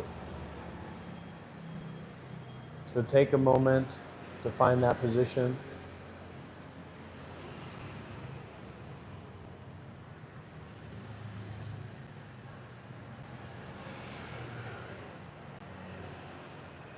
Become aware of your inner seeing. And close your eyes gently and become aware of your inner seeing, seeing inside.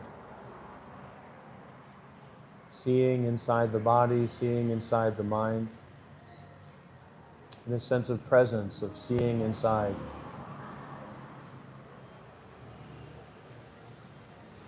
And let the breathing be emphasized.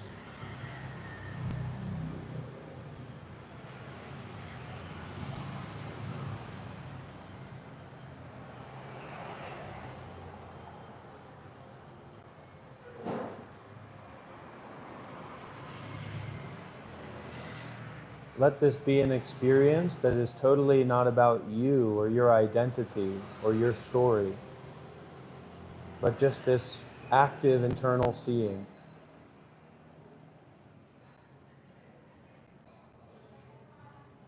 See the breathing inside, feel the breathing inside.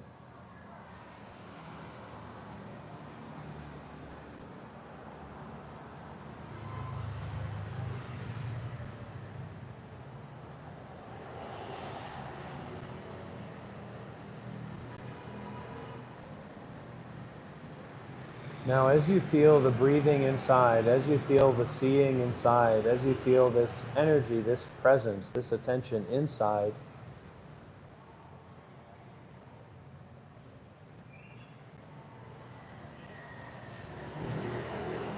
let's all make a vow or make a commitment to actually give this internal seeing, this internal awareness out.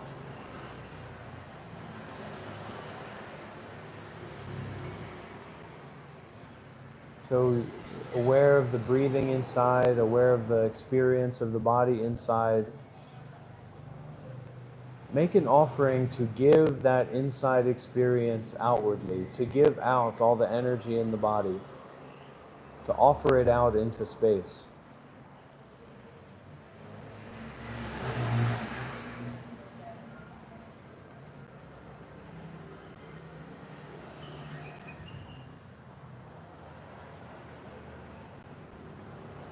To give it out, to allow it to radiate out. Allow the energy in the body to be given out into space. Allow the energy in the mind to be given out into space.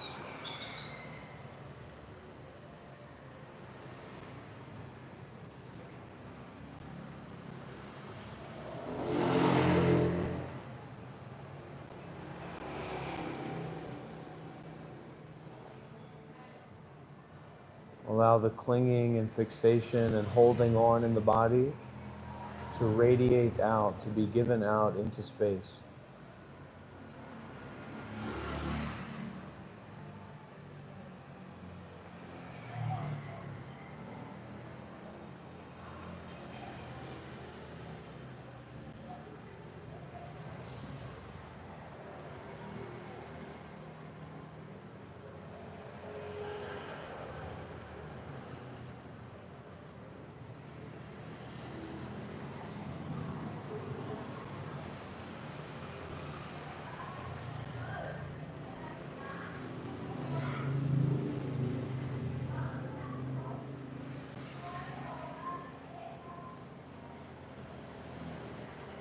Breathing in, breathing out, radiating out presence that is inside the body out into space. Feel the energy of the body radiating out.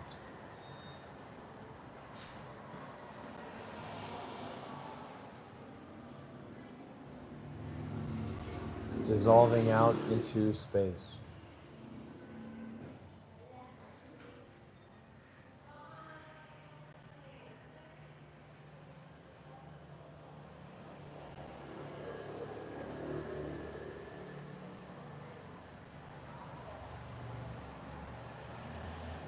Remember to let the breath come to you. Don't focus too much on breathing, but just let the breath happen to you.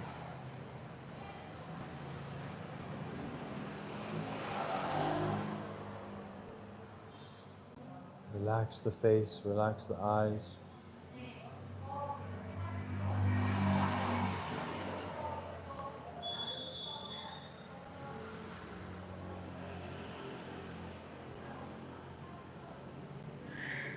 Now allow the energy that's been radiating out of the body to accumulate in the heart. Draw the attention, draw the awareness into the heart.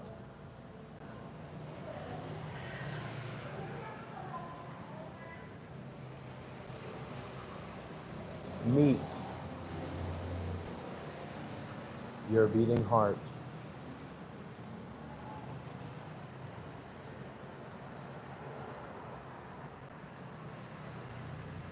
Listen to your beating heart.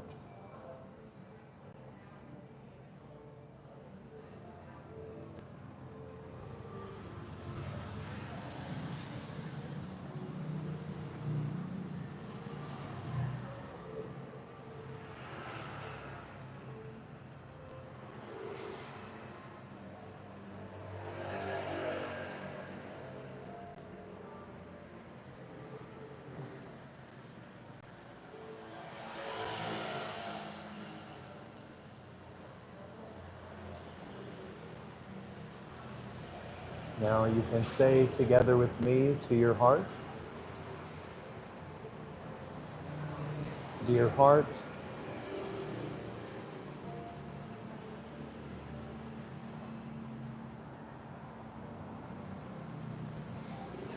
I dare to listen without conceptualizing.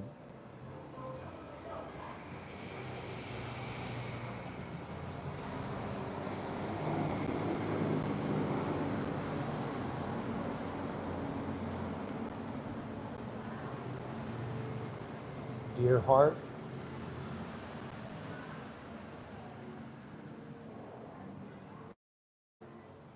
I dare to give my attention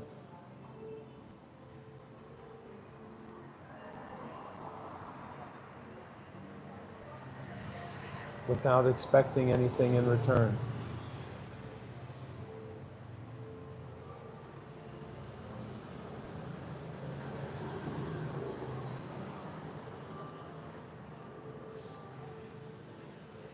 Dear heart,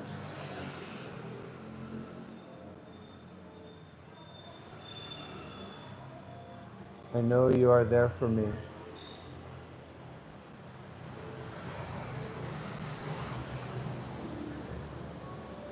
And I am so happy.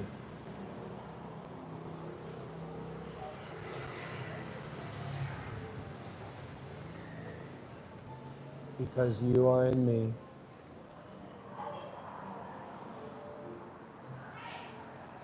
And I am in you.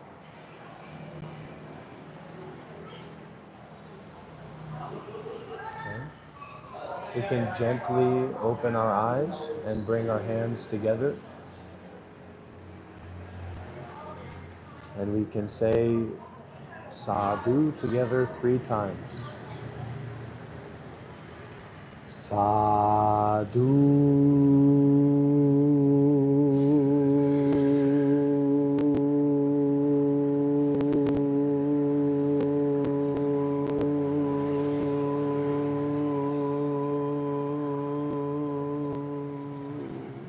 Again, deep breath in. Sadhu.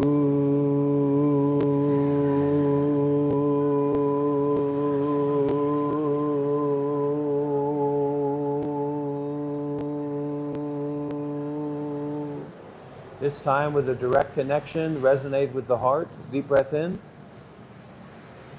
Sadhu.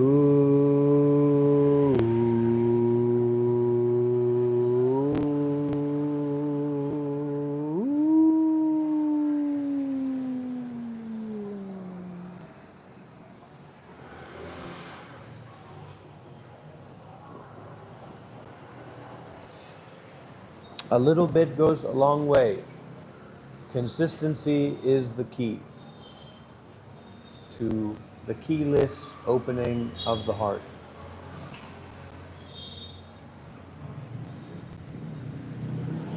So you can enjoy and relax or share your experience or ask a question in the chat. I'll be right back.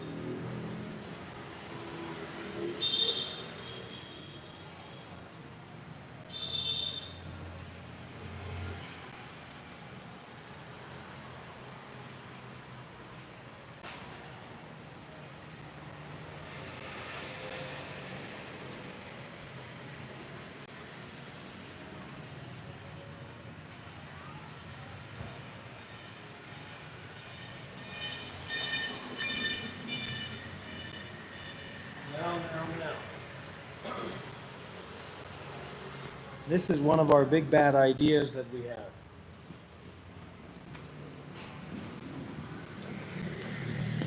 Well, if we're spiritual, if we're sincere, if we're real, if we're really based and chill, then we're not going to stub our toe. We're not going to fall while walking up the stairs. But this isn't true.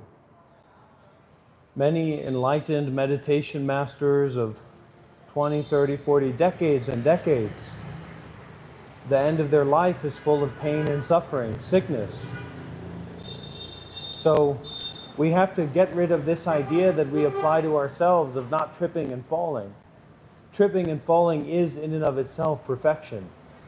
We've just created this identity that thinks in a certain way, that perceives in a certain way, arbitrarily, that this is good and this is bad, this is right and this is wrong.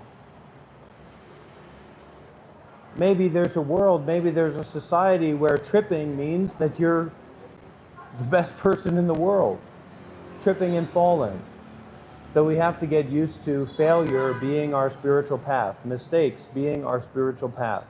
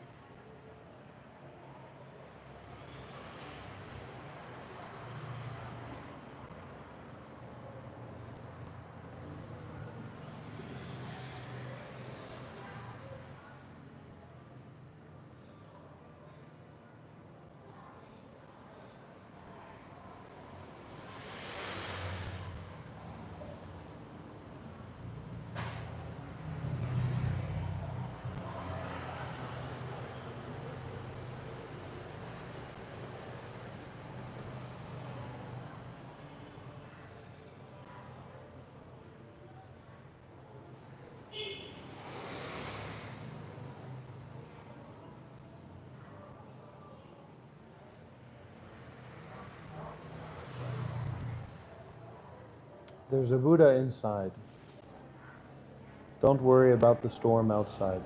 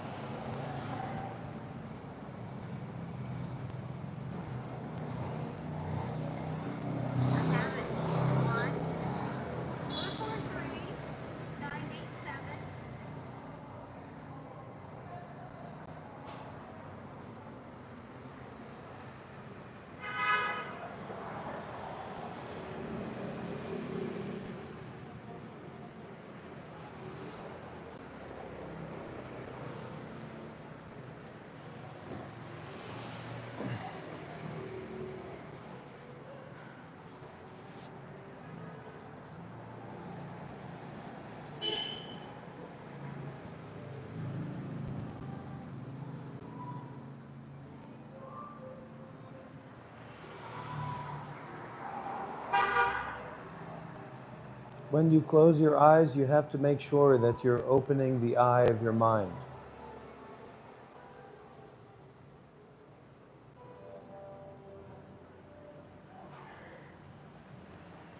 Or opening the eye of awareness.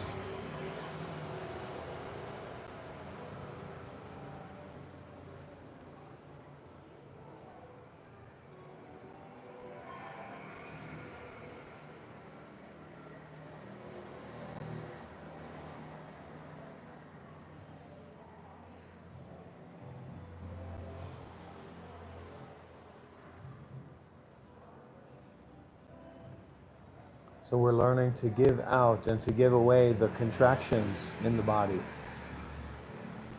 The contraction of ego, the contraction of identity, the contraction of right and wrong, the contraction of stories, the contraction of suffering, to give it out. To give out the contraction of suffering into Nibbana.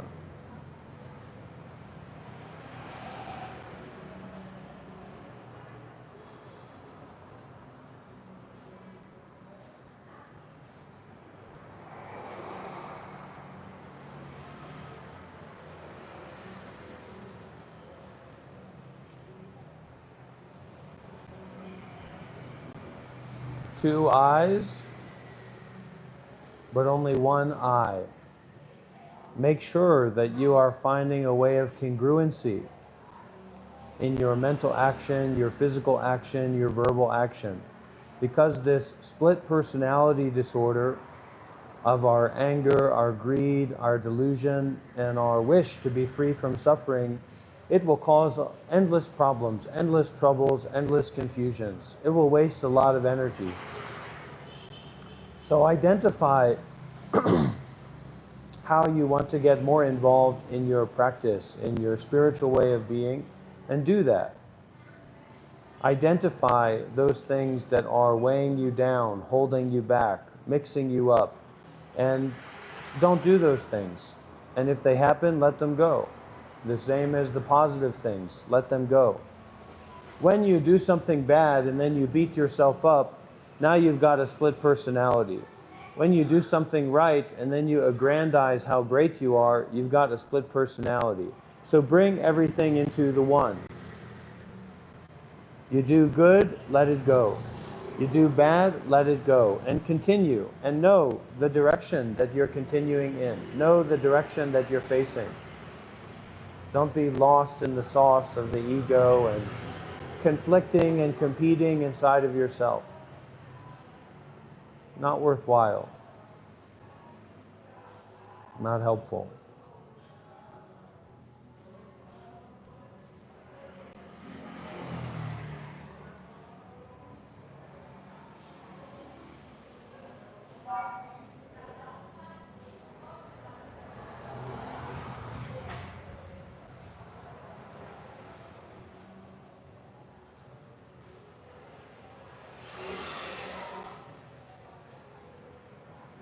Seeing something as really, really bad, it gives our ego identity to it. So there's going to be a lot of power in that energy, in that badness. You're basically inviting it to be a part of yourself. In a positive or a negative way, who knows what's going to happen, but you are entangling yourself with it. When you see something as being really, really good, you're also entangling your identity with it. So let it be the way that it is. And if it's bad, okay, it's bad. Leave it at that. If it's good, it's good. Leave it at that. If it's neutral, it's neutral. Leave it at that. Which way do you want to go in? You want to go towards bad? You know which way to go to. You want to go towards good? You know which way to go to. Nobody really wants to be going towards or going away from neutrality because it's just neutral. So allowing awareness of neutrality in this moment. Be open to that.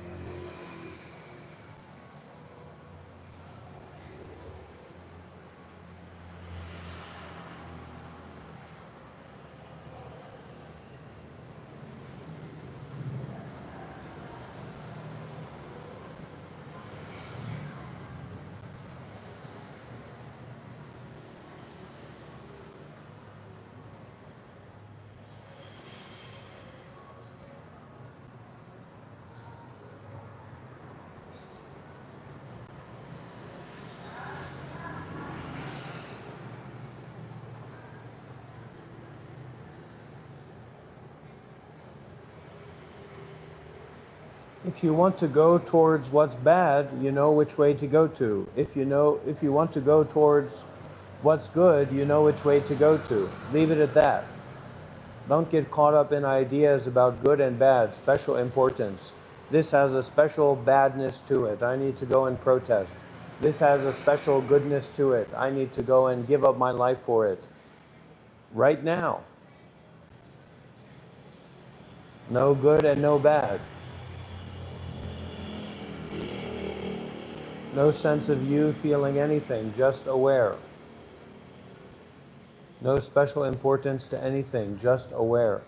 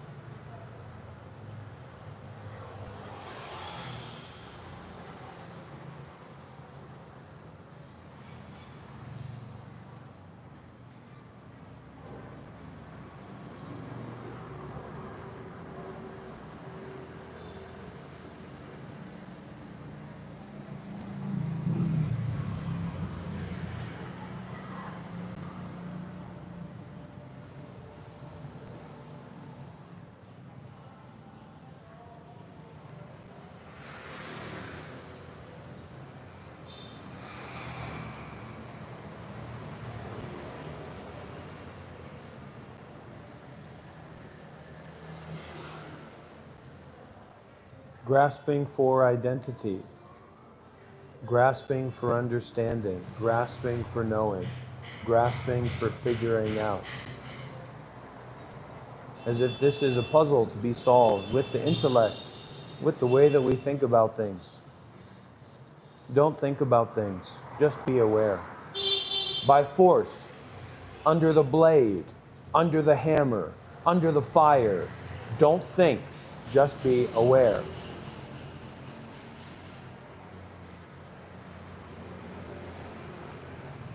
No eyes, no ears, no tongue, no body, no mind in which to protest. in which to complain, in which to respond, in which to have an opinion.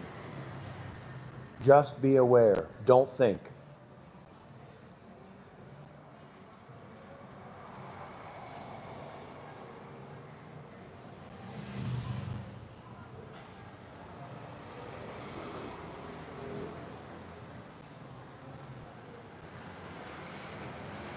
Meditation has no beginning and has no ending. This is the way of Chan. This is the way of enlightenment. This is the way of mindfulness and detachment. There is no explanation. There is no story to be managed or controlled or figured out. This is the Alpha and the Omega. This is the beginning and this is the end, of nothing arising and nothing passing away at all, ever.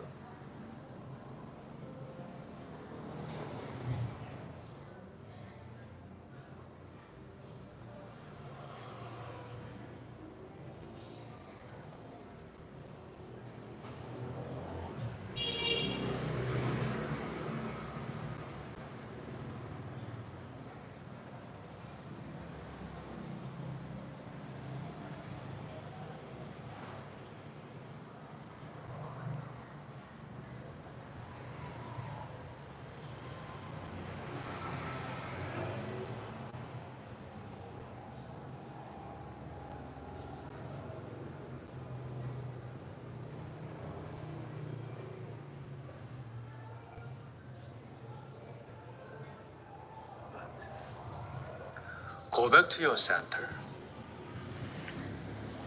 and be at the place where there is no dualistic self-shadows. If we are creating emotions, good or bad, good or evil, we are getting into the same karma with the person who passed away. So, without going to the center, going back to the God in us, there is no way to save anything in any moment. So just to release all situations. And I am suggesting you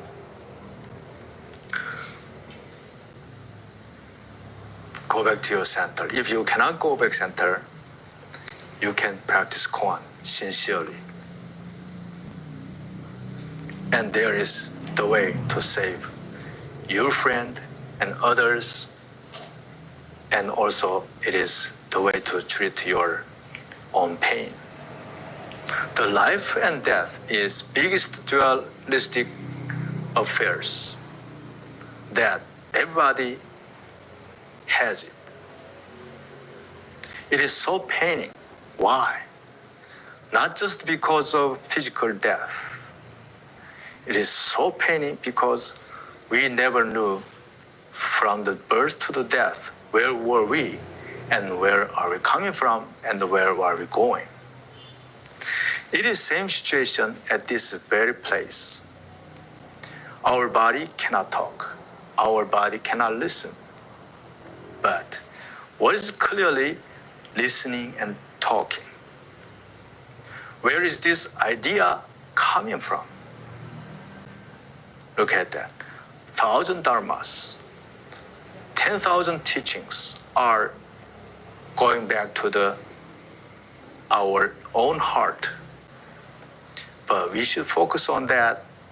Where is this one heart going back to? If someone asks me, Route 7 road is connected to the old town, Alexandria.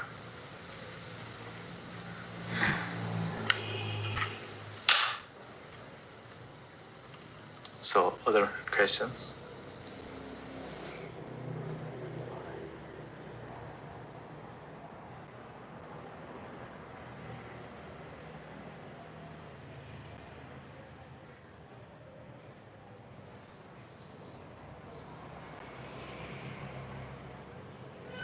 Let's drink a tea.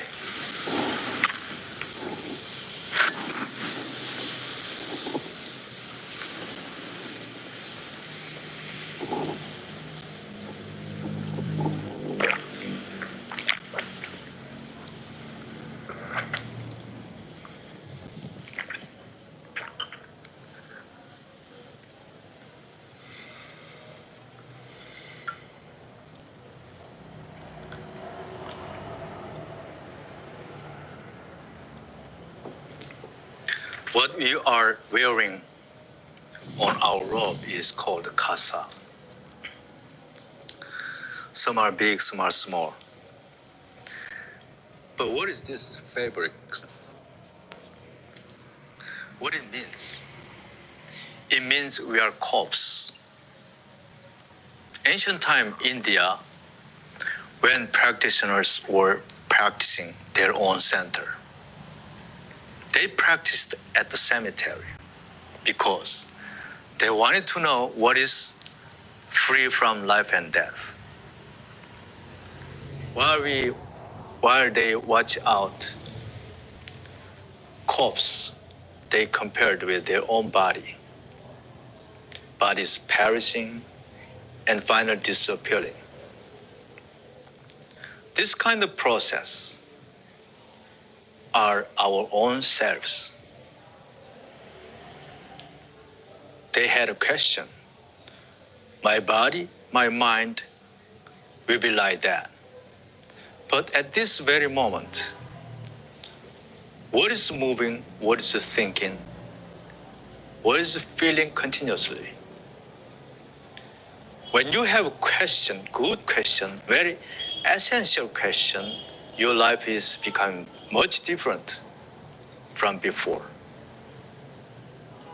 And when they are practicing the question, nighttime is very cold.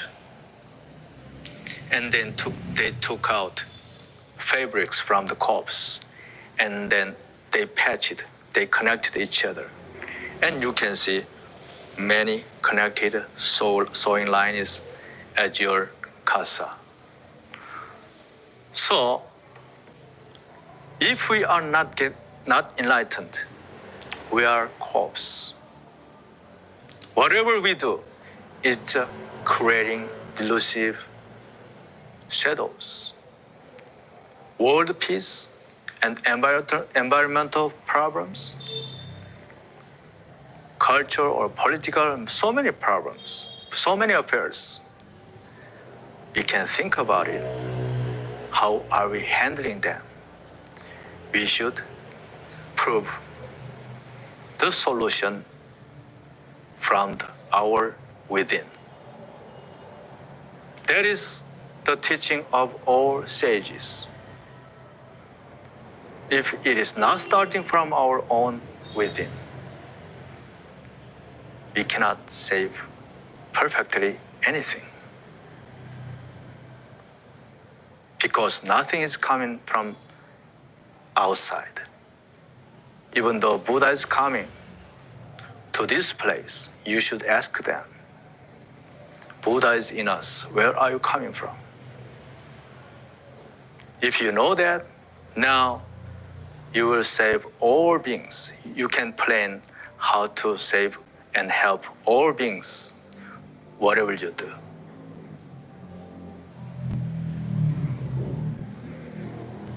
Zen is helping you directly attaining human mind, seeing the nature, and becoming sage's heart.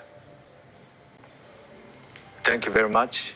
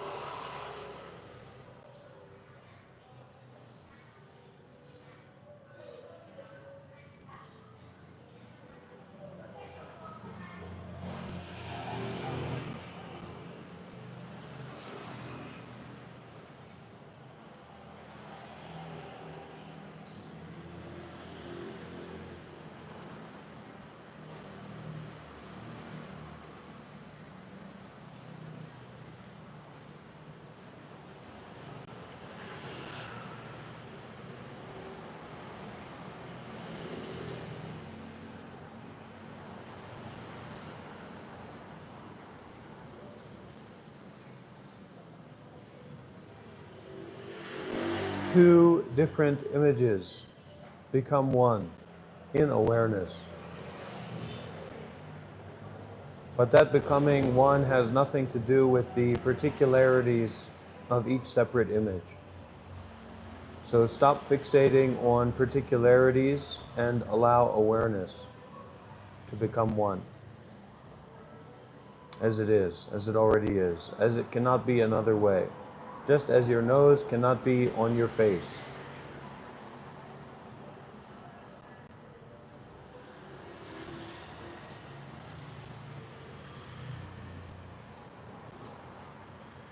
The face of the nose is no other than the face of the clear blue sky. Stop fixating on thoughts and ideas about yourself and about other people. Don't fixate, don't grasp, don't attach.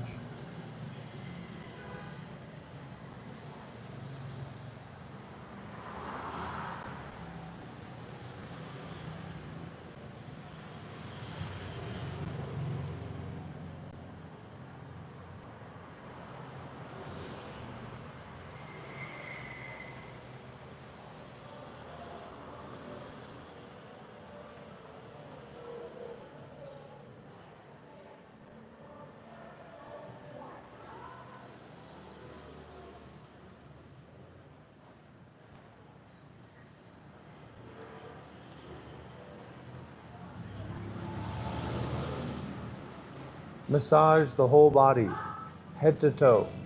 Massage, massage. Massage the whole body, head to toe, and then a walking meditation. Walk around a little bit, breathing, connect with your body. Firstly, massage your whole body, head to toe.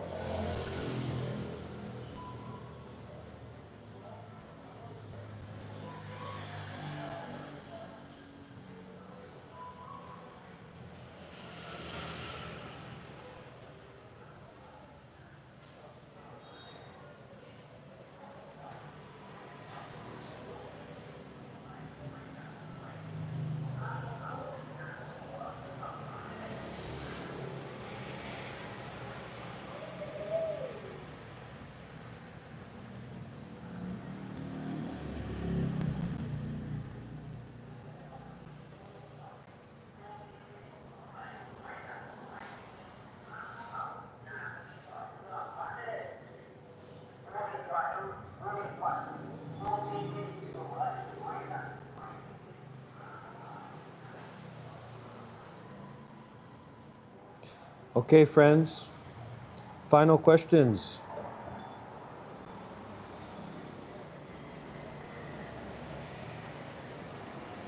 Final questions and comments for today.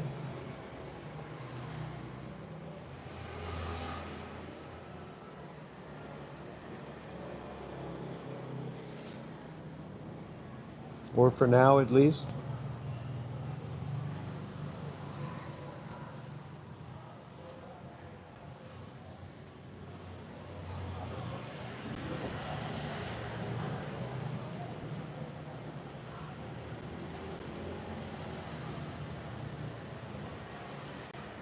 Good.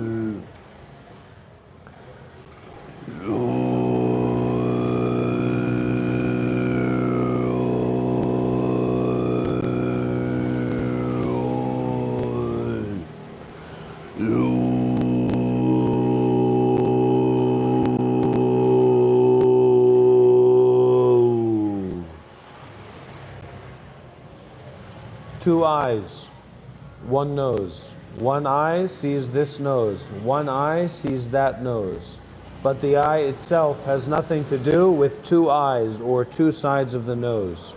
One eye, one nose, one face, no discrimination, no differentiation.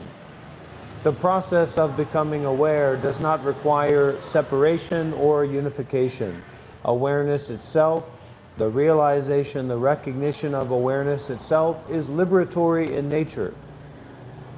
So to liberate is not to be consumed by all kinds of spiritual practices and spiritual philosophies, but actually to allow the alreadiness of what is to be, and to step off of the 100-foot pole of your fixation, your attachment, your identity.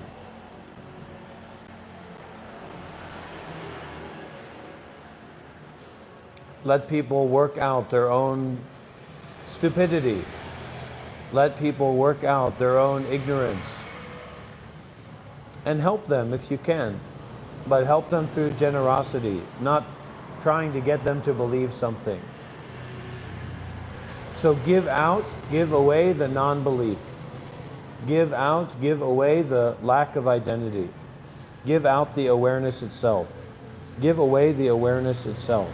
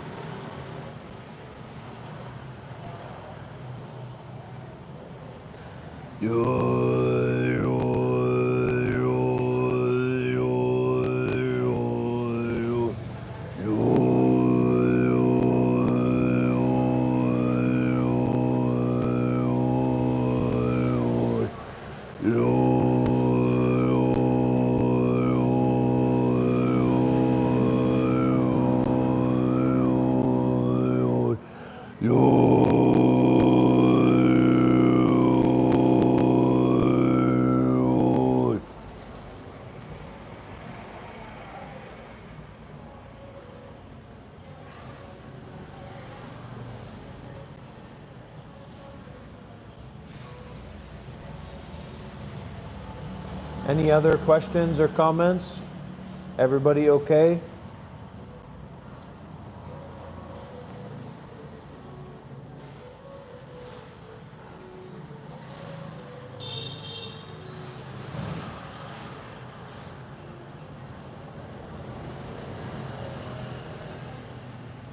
Everything going in the right direction?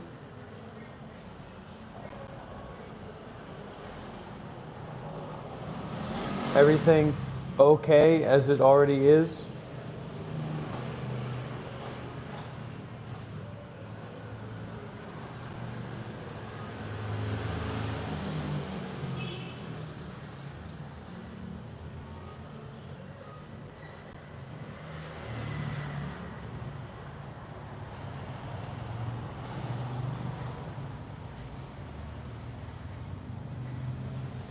Okay. Well, thank you all for being here.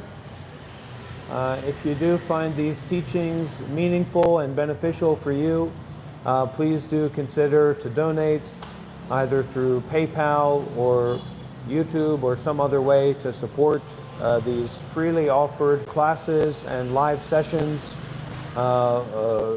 bringing us further toward the path of no path and freedom in the here and now.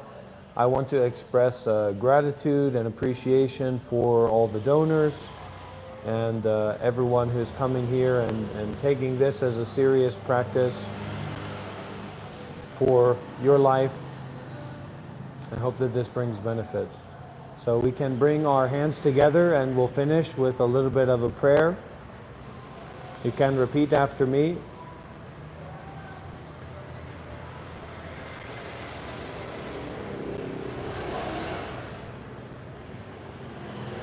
May all beings everywhere be well, happy, and peaceful.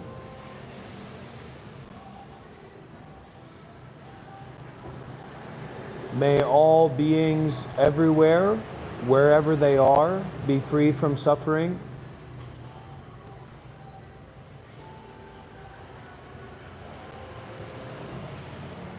May I and all beings everywhere realize Nibbana.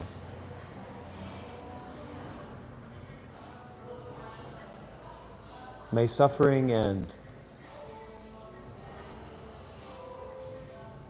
May peace flourish.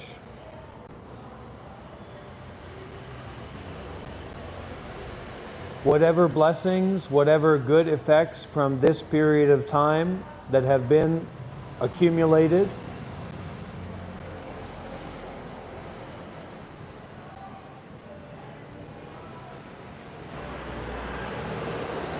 may those blessings and merits be dedicated and shared out towards all beings.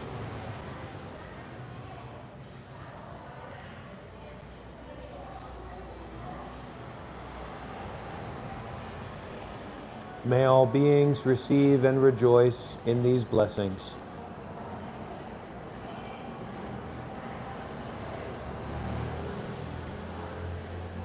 May it be, may it be, may it truly, truly be. Sadhu, sadhu, sadhu.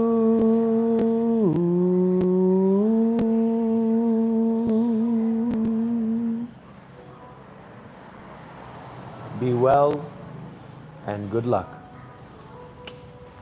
See you soon.